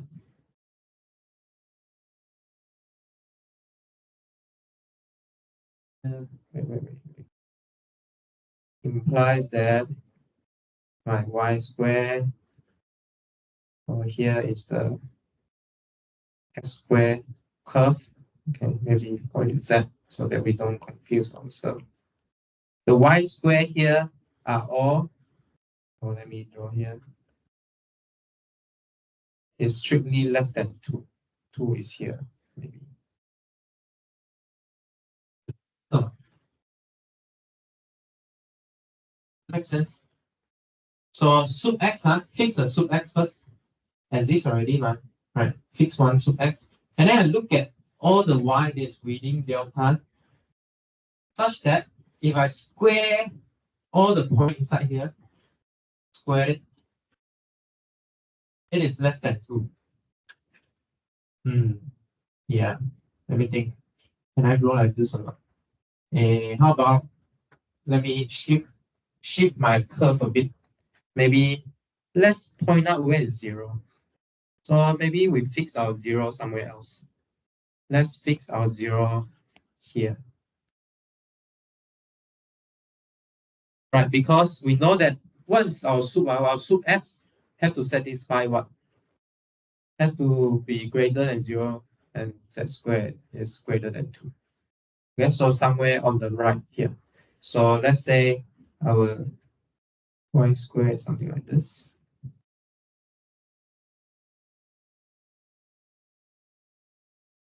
Okay.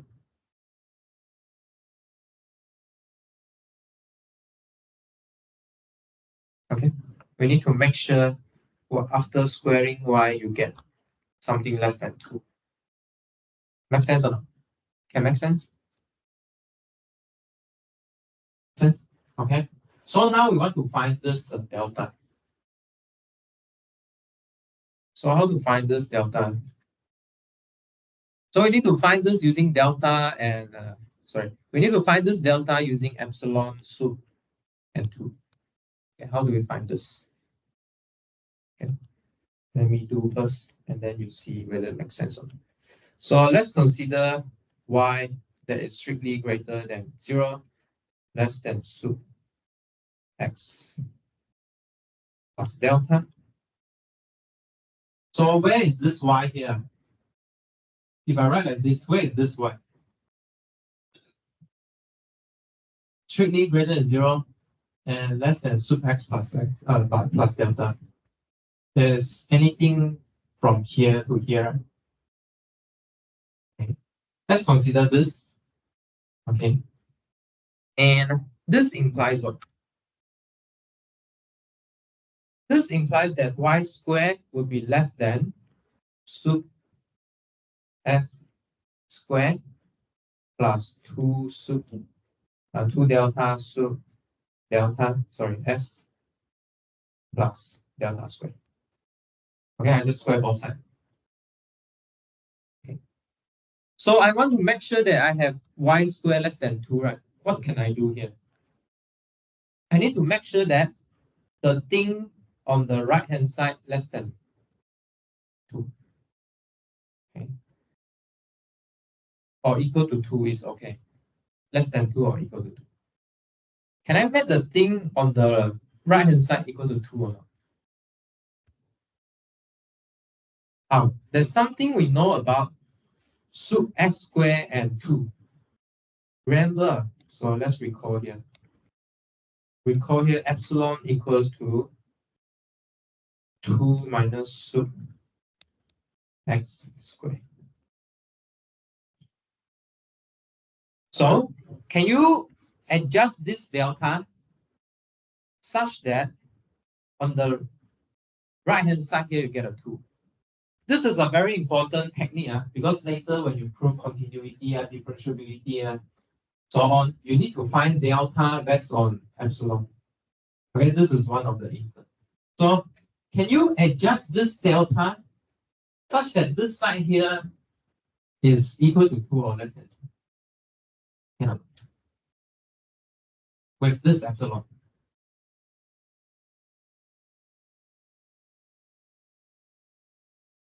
Cannot. What delta can you choose?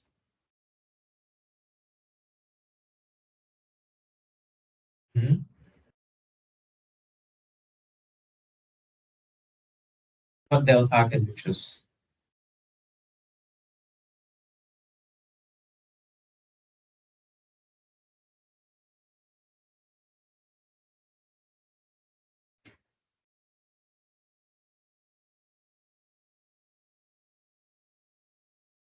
Can you choose? Now you need to know what is the thing you can choose, what is the thing I gave you one. So what's the thing I gave you? I give you sup s, I give you epsilon. Delta is the thing we want to find. Okay, so we can pick, we can choose this delta. So how do we choose this delta?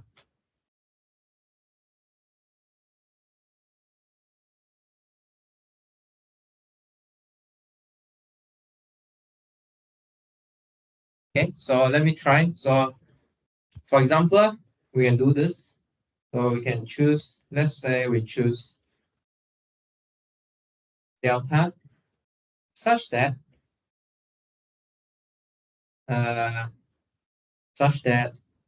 delta squared is less than epsilon over 2. And delta have to be less than epsilon over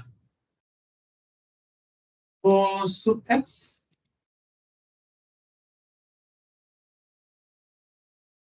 Okay, if I choose like this, what happened?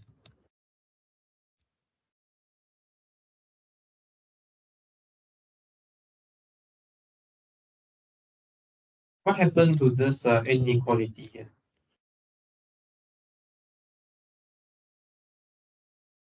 First term is still sub x squared.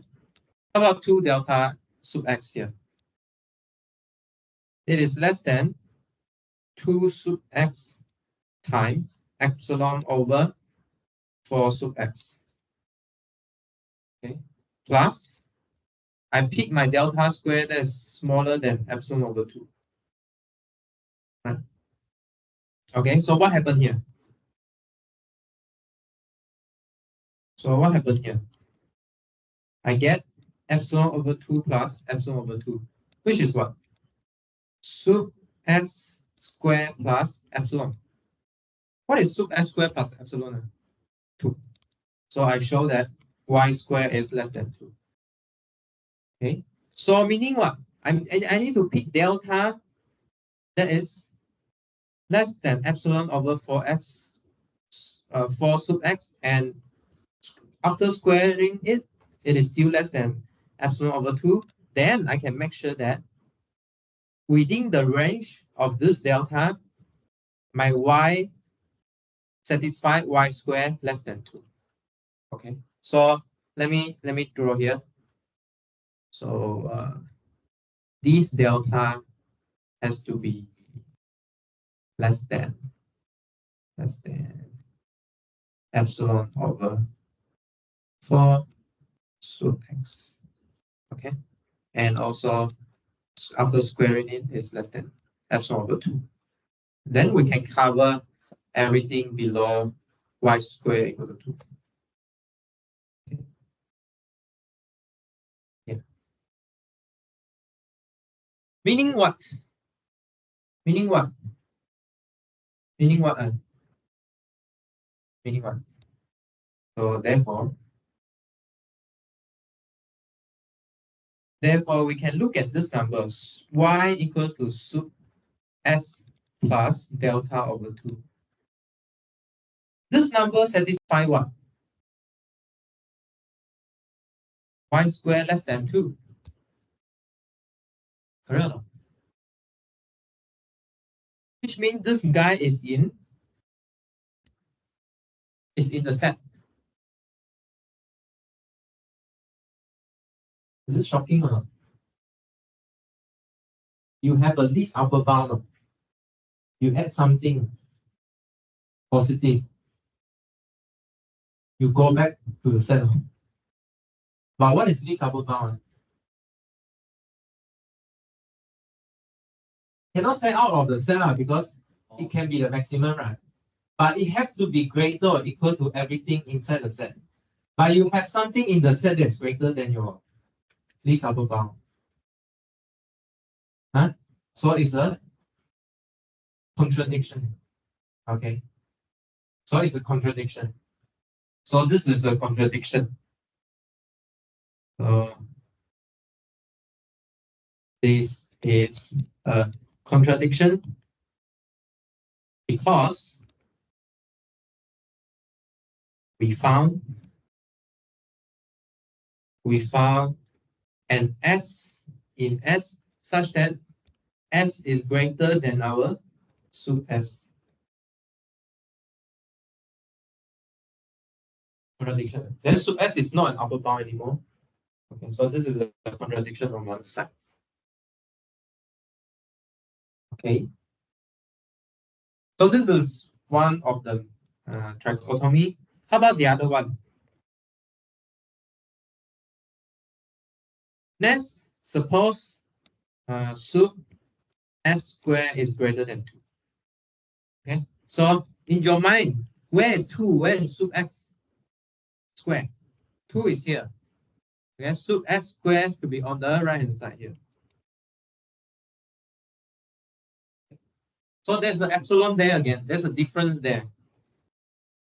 So there's a difference there. Let's look at this difference again. In this case, we have sub x square minus 2. Okay. We somehow do similar trick Okay, we do similar trick. Let's do a claim again. We want to find, we want to create something that's greater than our bound.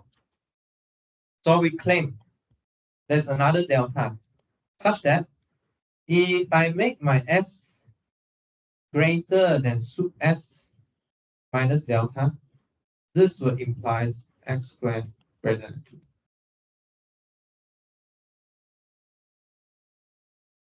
And then we try to deduce a contradiction. Again, let's prove this and then we will see what's the contradiction we get. Okay, so we do same computation here. So we square both sides.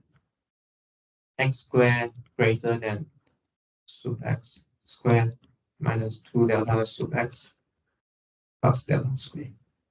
Okay, so we want to make sure this is greater than 2. What kind of delta we can pick here?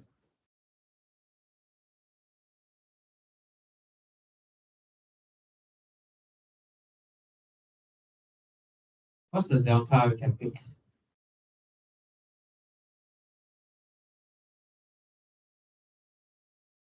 Actually, this one is, we can simplify the right-hand side, right?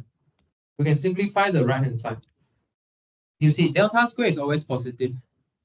Okay, so this whole figure here should be greater than sub x squared minus 2 delta sub x. Okay, so how do we control this delta?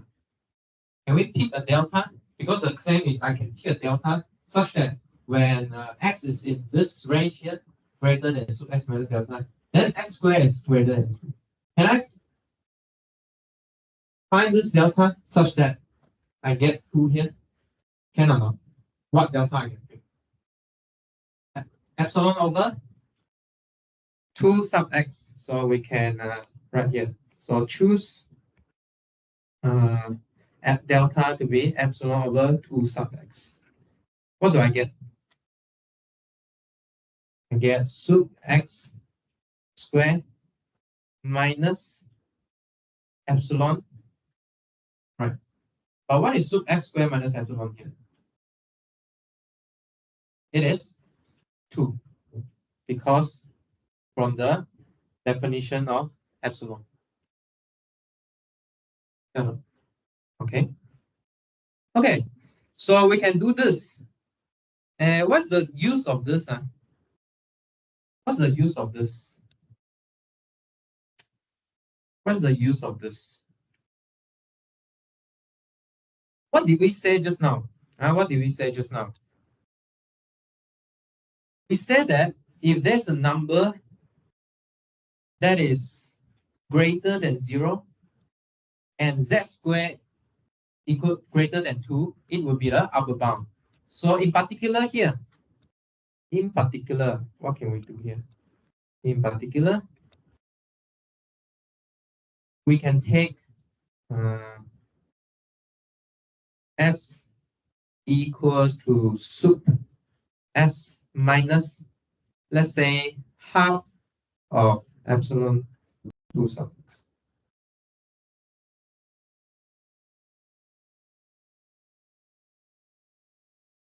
Okay. Not that this number here is within the range of sub s minus delta. Okay, let me draw it. So let me draw it out. So here, what did we do? We said that if my s is sub s minus delta, delta is something around here, maybe.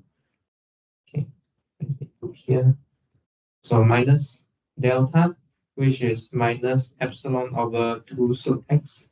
So if my x is around here, let me take another color. This one. So if my x is around here, then this x will satisfy s squared minus 2. Parallel.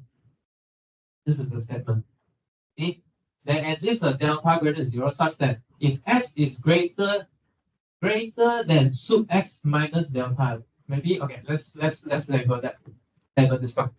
So here is sub x minus delta. Okay? If it's greater than sub x minus delta, then x squared will be greater than 2. I don't know. Everything behind here. But in particular, I can pick something in between sub x minus delta and sub x. Can or not? Okay, I pick something in between here, which I take half of it again, like just now, we take half of it. So this is delta, right? I take half of the delta. Okay, so I make my s inside here. Make sense? But this guy here satisfies x squared greater than 0, x greater than 0. In particular, this is what? Which is an upper bound for S by lemma just now.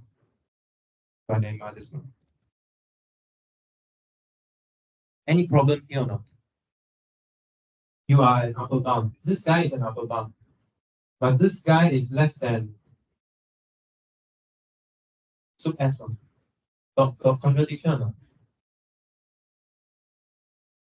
This S is a lower bound. But you see, it is sub X minus something positive. So smaller than the lowest upper bound. Any contradiction or not? You are an upper bound, but you are smaller than this upper bound. Where's the contradiction?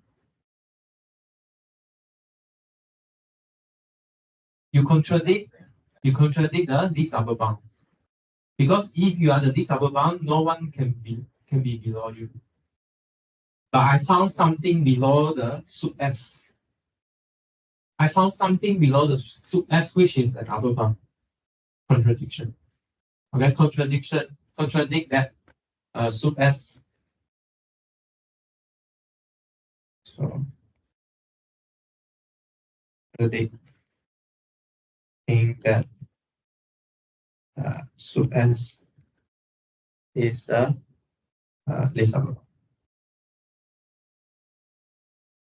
Okay.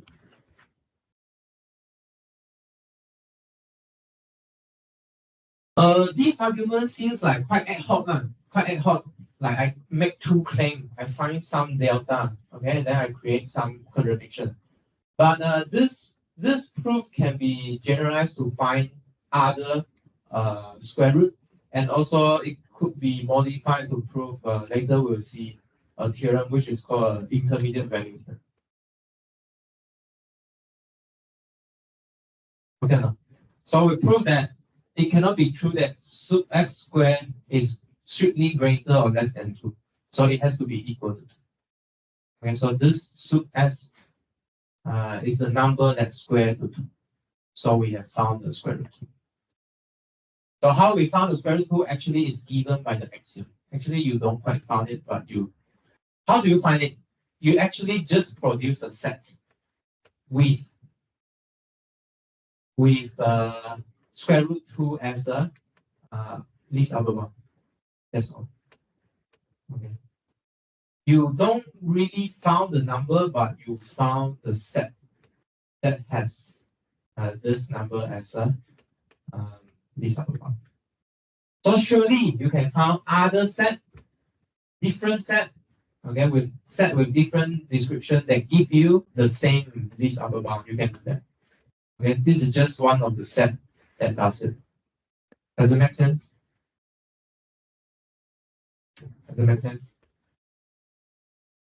Okay. Okay, no. There's quite a few things to digest here. But the main idea here is we found a set, okay, which is found above. And then by completeness axiom, we get the least upper bound, and then we show that this least upper bound is square root 2. So how to show something is square root 2? Square root 2 is a number that square to 2. Then we prove this. Okay. Yeah, this is the main idea. And then what's the technique we use here is a bit ad hoc, because this technique will generalize to future proof style. Yeah, this epsilon delta thing. Okay. So that's why you will see me like drawing this curve, this kind of curve thing. Okay, because in future we will be seeing this epsilon delta proof quite frequently. Okay. Okay. Okay. I think this proof is quite hard, but I guess we won't have this kind of proof in exam, but the main idea you need to understand, and then what we use here, we will see again next time. And I think you will make it a nature later. But this proof, the first time I see it is also quite confusing. Any question? But do you get the floor or not? You have to get the floor first, and then you go and see what's the inequality here doing. You have to first get the floor first. Okay, what's the strategy we use? We try to find a set that has square root 2 as the supremum. And then we prove that this supremum is actually square root. How to prove something is square root 2? It is the number that square root. And then we use this trichotomy thing. It cannot be less than 2, it cannot be greater than 2, then trichotomy says that it has to be equal to 2. Then we're done. If you cannot get the details right, first get the idea first, and then next time you can look for the detail.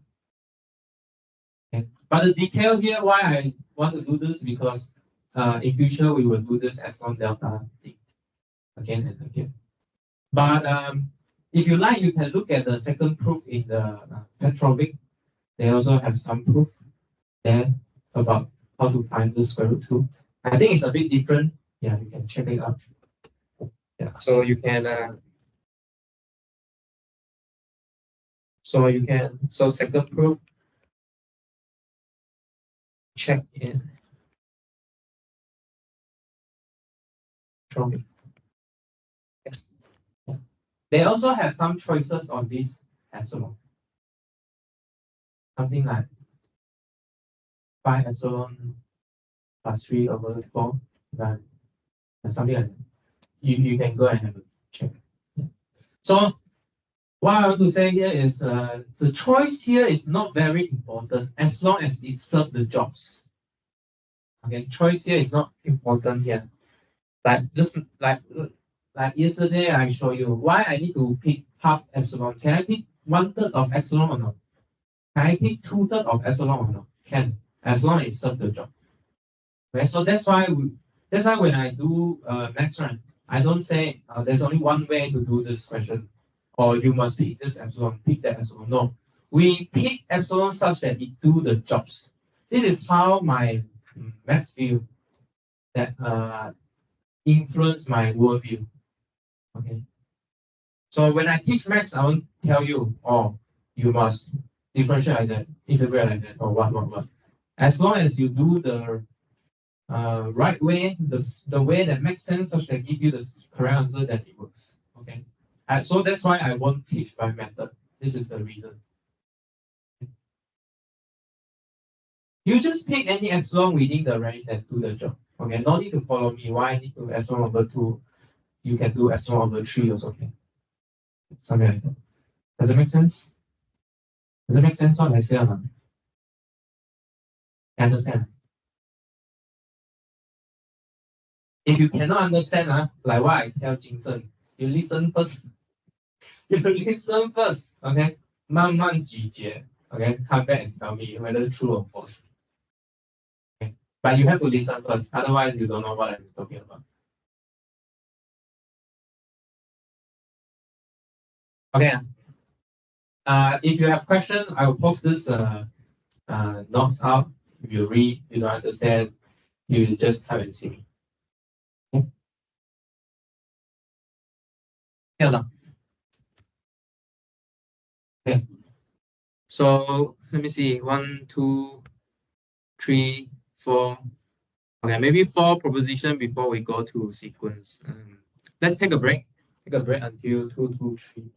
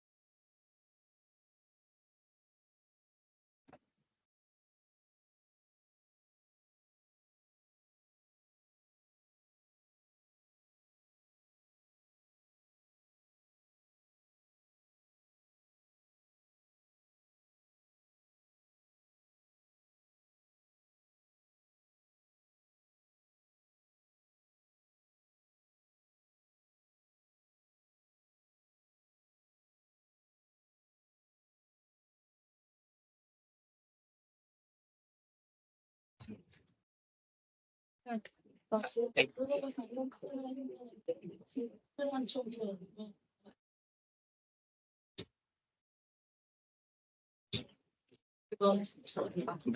在碰的，我们班上是所有的东西全部可以用。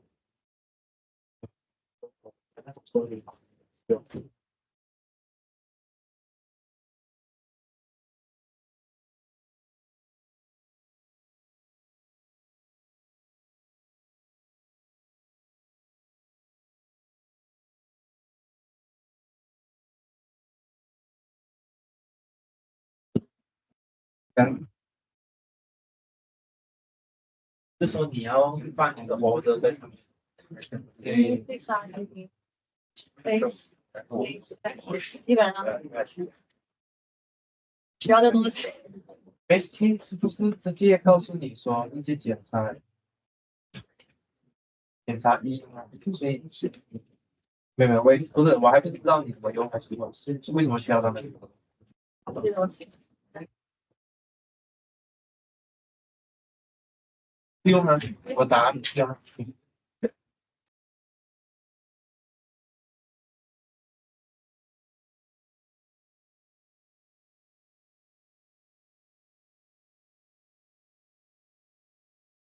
前一就是三个就正常。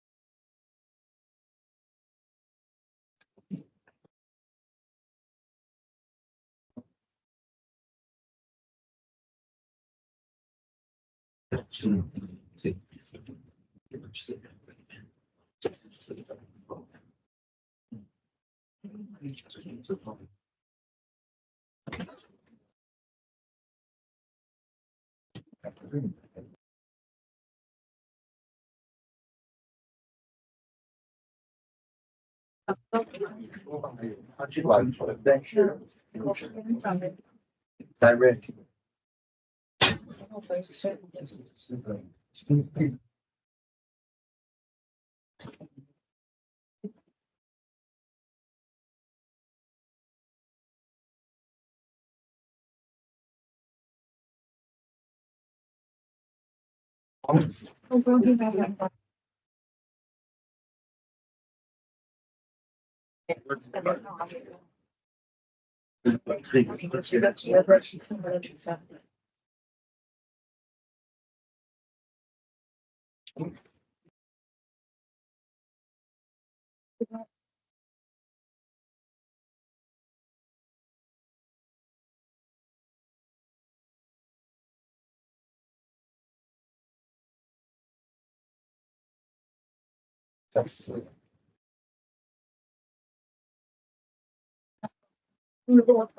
不要。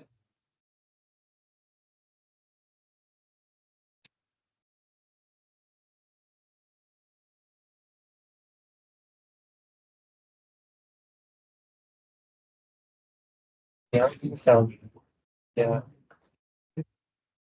它是 imply by 那个一大于零。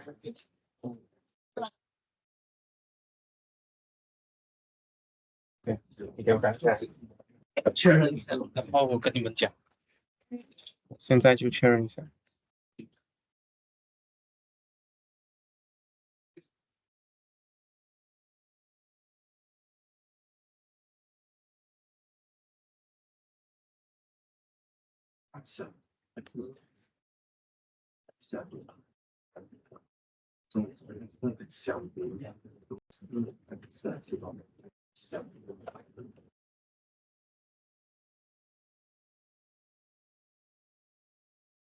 Hello, testing.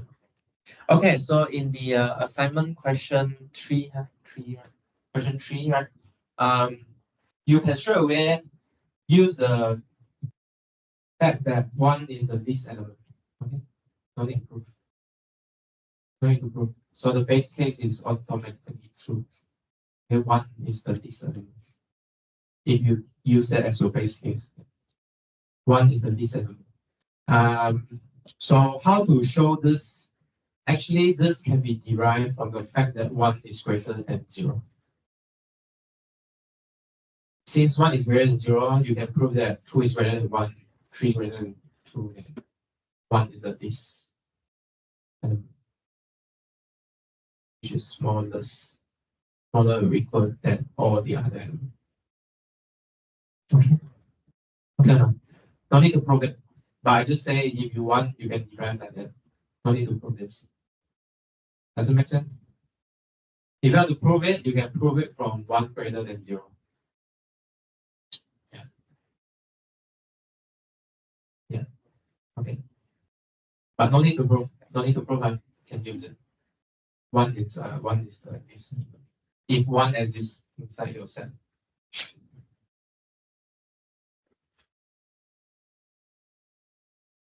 So I think Kwan also point out the convention about natural number, right? So in my class, natural number start from 1. Okay. So if I want my natural start from 0, I will put subscript 0. So maybe you can ask, then which one is more natural? Which one is more natural? Maybe from the point of view of history, right? We start with counting 1, 2, 3, 4, 5. You don't know this is 0 because you think about one thing, right? If you don't know about that thing, will you discuss about it? Can you discuss about the thing that you don't know? Not right. Even if you discuss about black hole, you already know somehow there's a thing. Actually, black hole is not called black hole, you know, at first. What's the name for black hole? Do you know? First name. Before we coin the word black hole. Think something like a giant star, a very big star, dense mass. Okay. But why we call it black? Because it is so dense that the light cannot escape. If there's no light, you cannot see it. You see a black hole, so black, how to take picture of it? We took a picture of black hole, right? A few years ago. How we identify black hole? Through a ring of light called the event horizon. Event horizon is the circumference that once you pass through it, you cannot escape from black hole already. So there's a ring of light beside black hole, which if you pass through that ring, then you cannot escape the black hole. Okay. Yeah. Otherwise, all of us are got absorbed into black hole already. So there's a range for the black hole to absorb matter, even light. Yeah. Okay. Okay. So why we have 0? Okay. So go back to the question. So why we have 0? Because I have read through. They say that in logic they prefer to start with 0. They start with define the number system with empty set. In particular, set theorists, computer science, they want to start with 0 so that we can consistently construct this number. Okay? Because it start with empty set. 0 is the empty set. Okay. 1 is the set that contain empty set. Correct? And then 2 is the set that contain empty set and set of empty set. And so on. Okay, so this is what the assignment 2 doing. Assignment 1, the question 2. Okay. Okay. All right. Before we proceed with sequence, right? Let's dwell more on lower bound, upper bound. Okay. So from the idea just now, right? So we say that lower bound have to be very close to our set. What does it mean by very close? How close should it be? Okay, this is the proposition that talk about it. So let A be a non-empty subset of R which is bounded above. Then for every epsilon greater than 0, there exists a number inside A such that A is greater than sup A minus epsilon. What does this mean? Again, draw picture. Okay, when I talk about inequality, right, I can compare it. So I took a picture like that. Okay, I can compare it on the line. So let's start with sup A. Okay, and then epsilon. Maybe pick some epsilon, right? Say epsilon 1 here. Pick 1 epsilon. For every epsilon, okay, I can find some A such that A is greater than sup A minus epsilon. So I can find some A here. Maybe say A1 here. Epsilon. Okay, epsilon 1. How about I pick a smaller epsilon? So the philosophy of epsilon is what, it's getting small. As small as you like. If it is big, I don't really care. But it is small, about smallness. Epsilon. The philosophy of epsilon is getting small. So if I pick a smaller epsilon here, this proposition says that I can find another A, okay, within this range. So I can get smaller and smaller epsilon. I can still find AN inside here. Meaning what? Meaning what? Every element in A is arbitrarily close to A. no matter how small epsilon I make, I can find an A within this distance. Does it make sense? So if you are the, so if Seng is a least upper bound, I can find infinitely many elements close to you. Okay, no matter how small the radius you make, I can find one element in the set that's close to you. Does it make sense? Only then you are a sup A. This can be taken to be a definition for sup A also. The equivalent definition. Okay, so let's prove this. Let's prove this. Let's prove this. So why sup A can do this? So how to prove this? Suppose this is not true. Okay, suppose how to prove by contradiction. Suppose this is not true.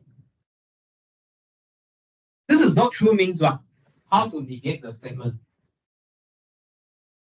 For every, how to negate? That exists. Here, for all elements in my A, such that A is less than equal to sup A minus epsilon. Yeah, let's write this down. Suppose this is not true, then there exists epsilon greater than 0, such that for all elements in A, what happened? A is less than or equal to sup A minus epsilon. What does this mean? For every A, A is less than or equal to this number. This number is what then? This is a fixed number, you see, that exists epsilon. Epsilon already exists already. So A also exists already. So this number is greater or equal to everything in my set. So this number is what? This number is an upper bound. Because it's greater or equal to everything in my set. In particular,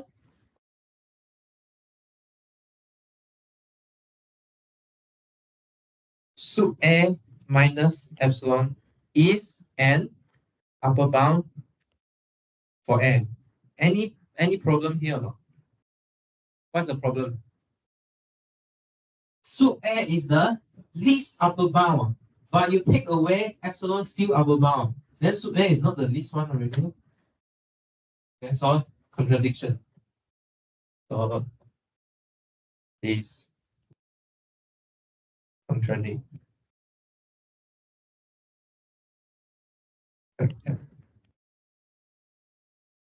Sup A is the least upper. Okay.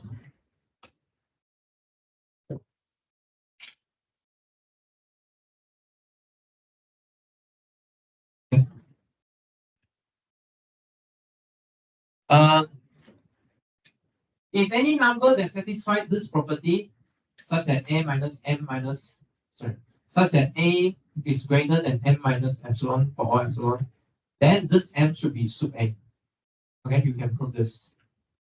Because you are saying that every number that is less than M is not an upper bound. So it is this upper bound. Okay, so this can be taken as a definition of sup A.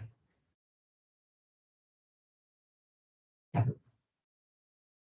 But this definition, there's a one good thing about this definition is about that epsilon. So we are talking about distance. We don't, because previous the two definitions says what? First definition says that if I compare with every upper bound, the least one. Second definition we say that if you have a number that less than this least upper bound, you shouldn't be an upper bound. Okay. But now this one has an epsilon estimate. Okay. It's not just less than, but there's an epsilon estimate there. Okay. So we have more estimation. How close to my least upper bound? Okay, epsilon close. It's not just random, less than, greater than, less than, greater than, but we have a control on distance. Okay, now this is the central idea of analysis. Okay, this is the central idea of analysis. We want to control as precise as possible. Epsilon delta, epsilon delta. How small it should go. Okay. All right. So next, so this is about so I put an exercise here. Stand argument so that the proposition will give another equivalent definition of sup A. Okay. Next, very important property, Archimedean property.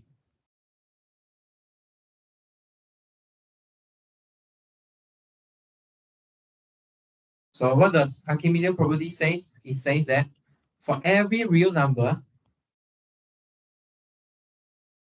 x that exists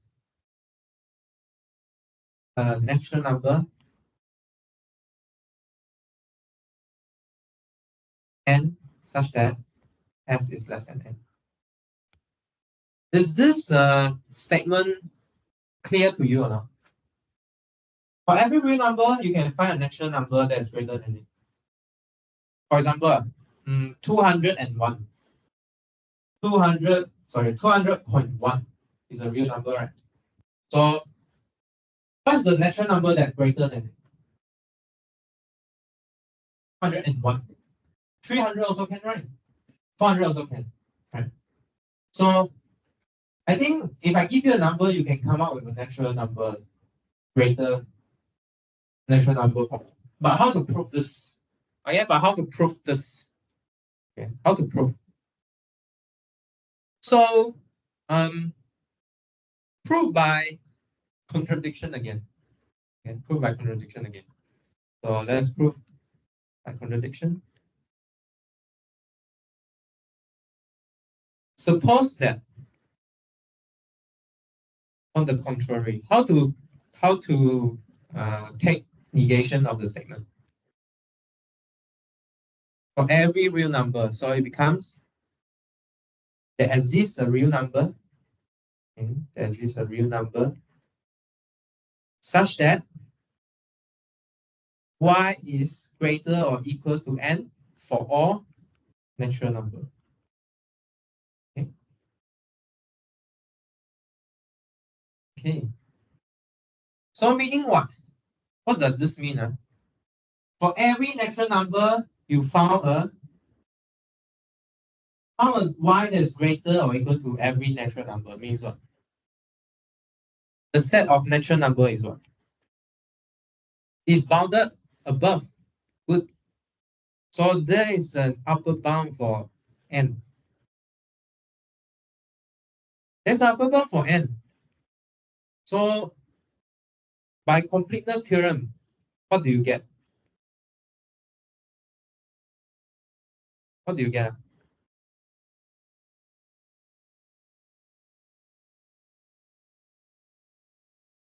What do you get? By completeness theorem, what do you get? You get a least upper bound, right? You get a least upper bound as for the set y in R such that y greater.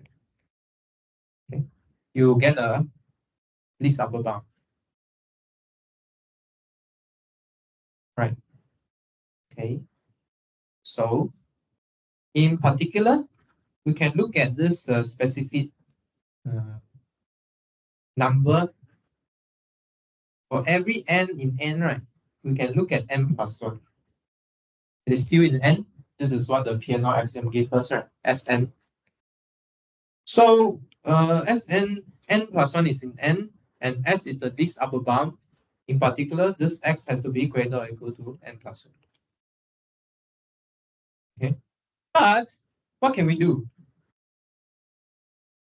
We can minus 1 on both sides. I don't know. Can we minus 1 on both sides? Or add this one on both sides? What do I get? S minus 1 is greater or equal to n.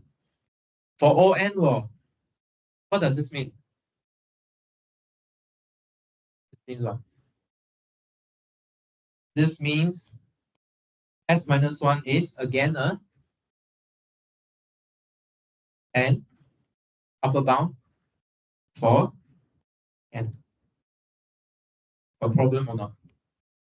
S is a least upper bound. S minus 1 is still an upper bound. What's the problem?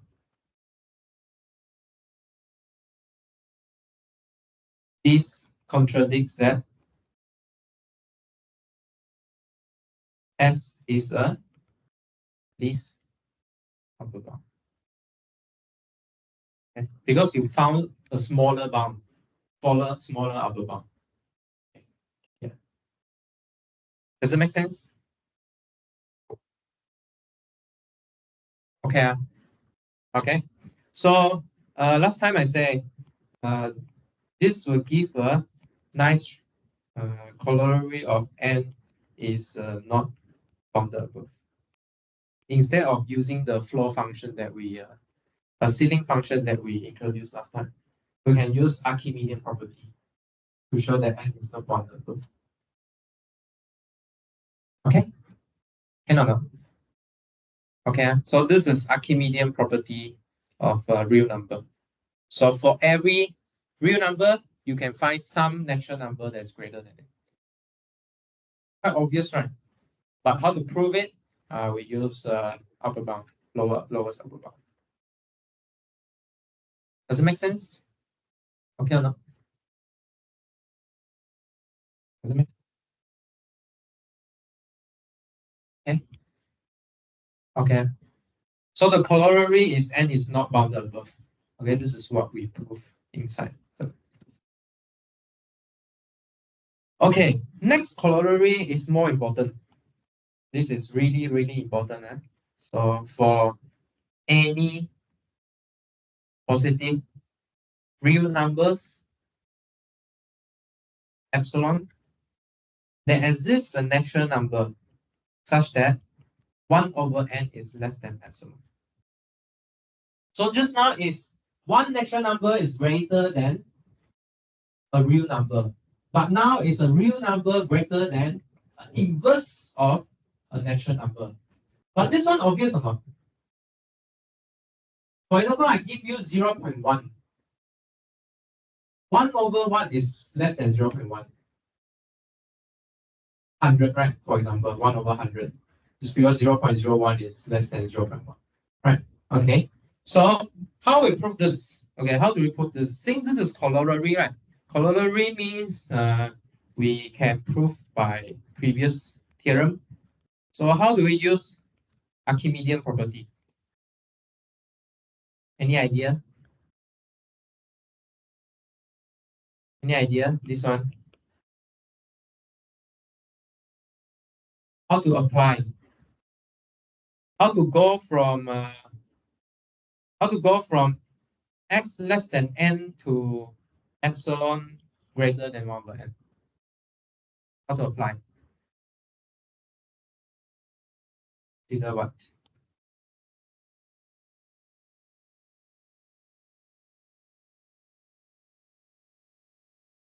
One over n, right? Consider n. No, not like that. So how to arrange epsilon and n such that I can use Archimedean property to deduce 1 over n less than epsilon?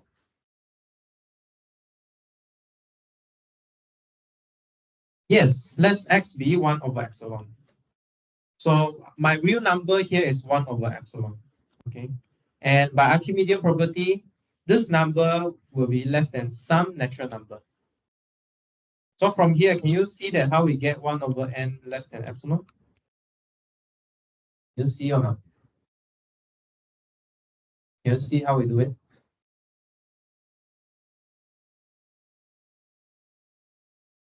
You see how this goes? How it goes? Multiply what?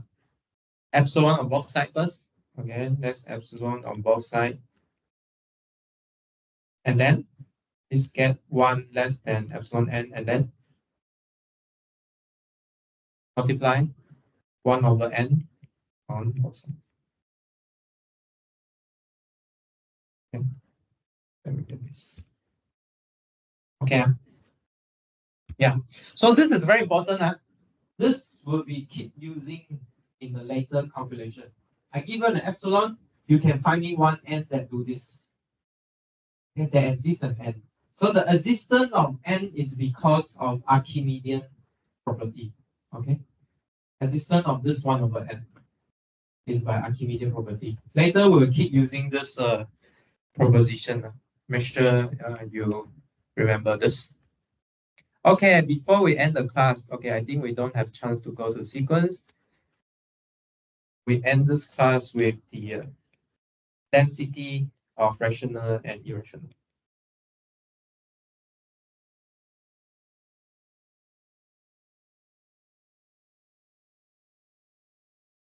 Okay, so what does density of rational and irrational means? It means that between every two distinct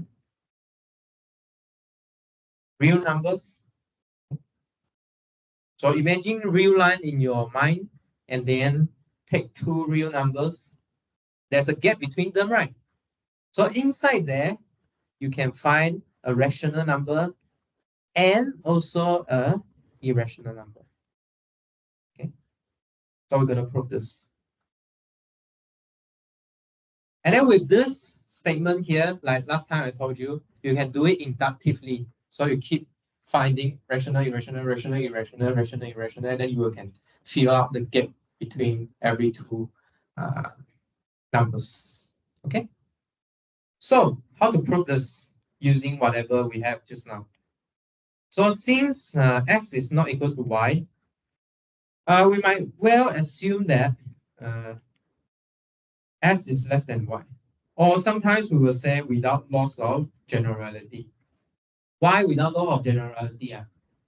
If x is greater than y, I just rename them. No? Rename the smaller one as s, the greater one as y. Then I can always do this. Okay, just a naming process here. So assume that s is less than y. So by corollary above says what? Y minus x is a real number. So I can find an n such that 1 over n is less than y minus x. Okay. Okay. Then what can I do? So, okay, make sure you keep in your mind, I have like y like here, x here, and then this distance here maybe is greater than 1 over n. Okay. The distance is greater than 1 over n. Make sense? Okay. The distance is greater than 1 over n. And what can I do? I can do some trick here. Then let m be the smallest integer such that s is less than m over n. You know what am I doing? So I'm like, let's say 0 is here, 1 is here.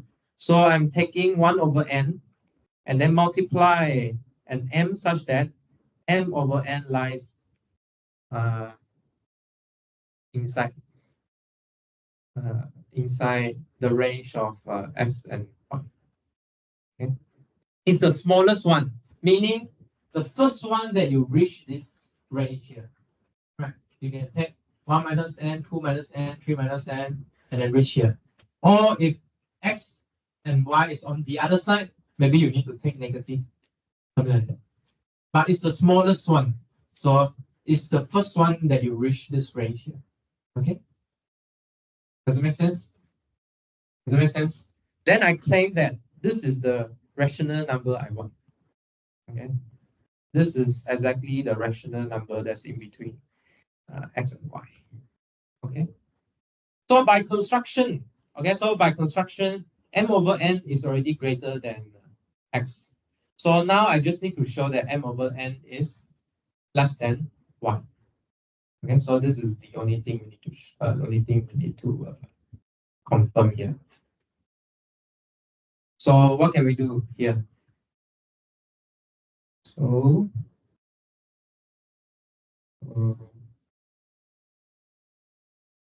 not that m minus 1 over n is less than x. Is this clear or not? What is this doing? Is this clear? m minus 1 over n less than x. So on one side you have m over n minus 1 over n less than x. And yeah, this should be clear, right? Because this is how we pick m over n. This is the smallest one that is greater than x. So if you take away 1 over n, it will be less than x. Okay, so this one should be clear. But this will implies what? So this implies that m over n is less than x plus 1 over n. But we know that y minus x is greater than 1 over n. And then this is just y. Yep. Okay. So we get that m over n is strictly less than 1. Okay. So this is how we find the rational number. We use the gap. Okay, we use the x minus 1 gap, y minus x gap to find the rational number here. Okay. How about irrational number? How about irrational number? We just make sure that the middle number there is an irrational number. How do we make sure that the middle number is an irrational number? Huh? How do we make sure that the irrational number, the middle number is an irrational number? What are the irrational number you know just now? Square root 2. So you just find the smallest k such that square root 2 plus k over n is greater than the s just now. And then you use the similar argument to show that this number is less than y. Okay. Does it make sense? Okay. Yeah. Does it make sense? Any question? Maybe some of you a bit confused. So what's the any question?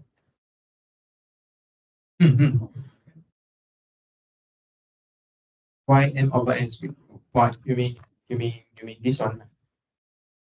This one is by my choice. So how do I make this choice here? So let's say your x and y is like this, right? So the distance here is greater than 1 over n. All right. So I want to find an irrational number here. A rational number here. Okay. So I'm gonna make use of 1 over n. Okay. So how you think of 1 over n? You can think of 1 over n as a distance from 0. So from 0, how can you jump into the range of x and y? you can take multiple of 1 over n.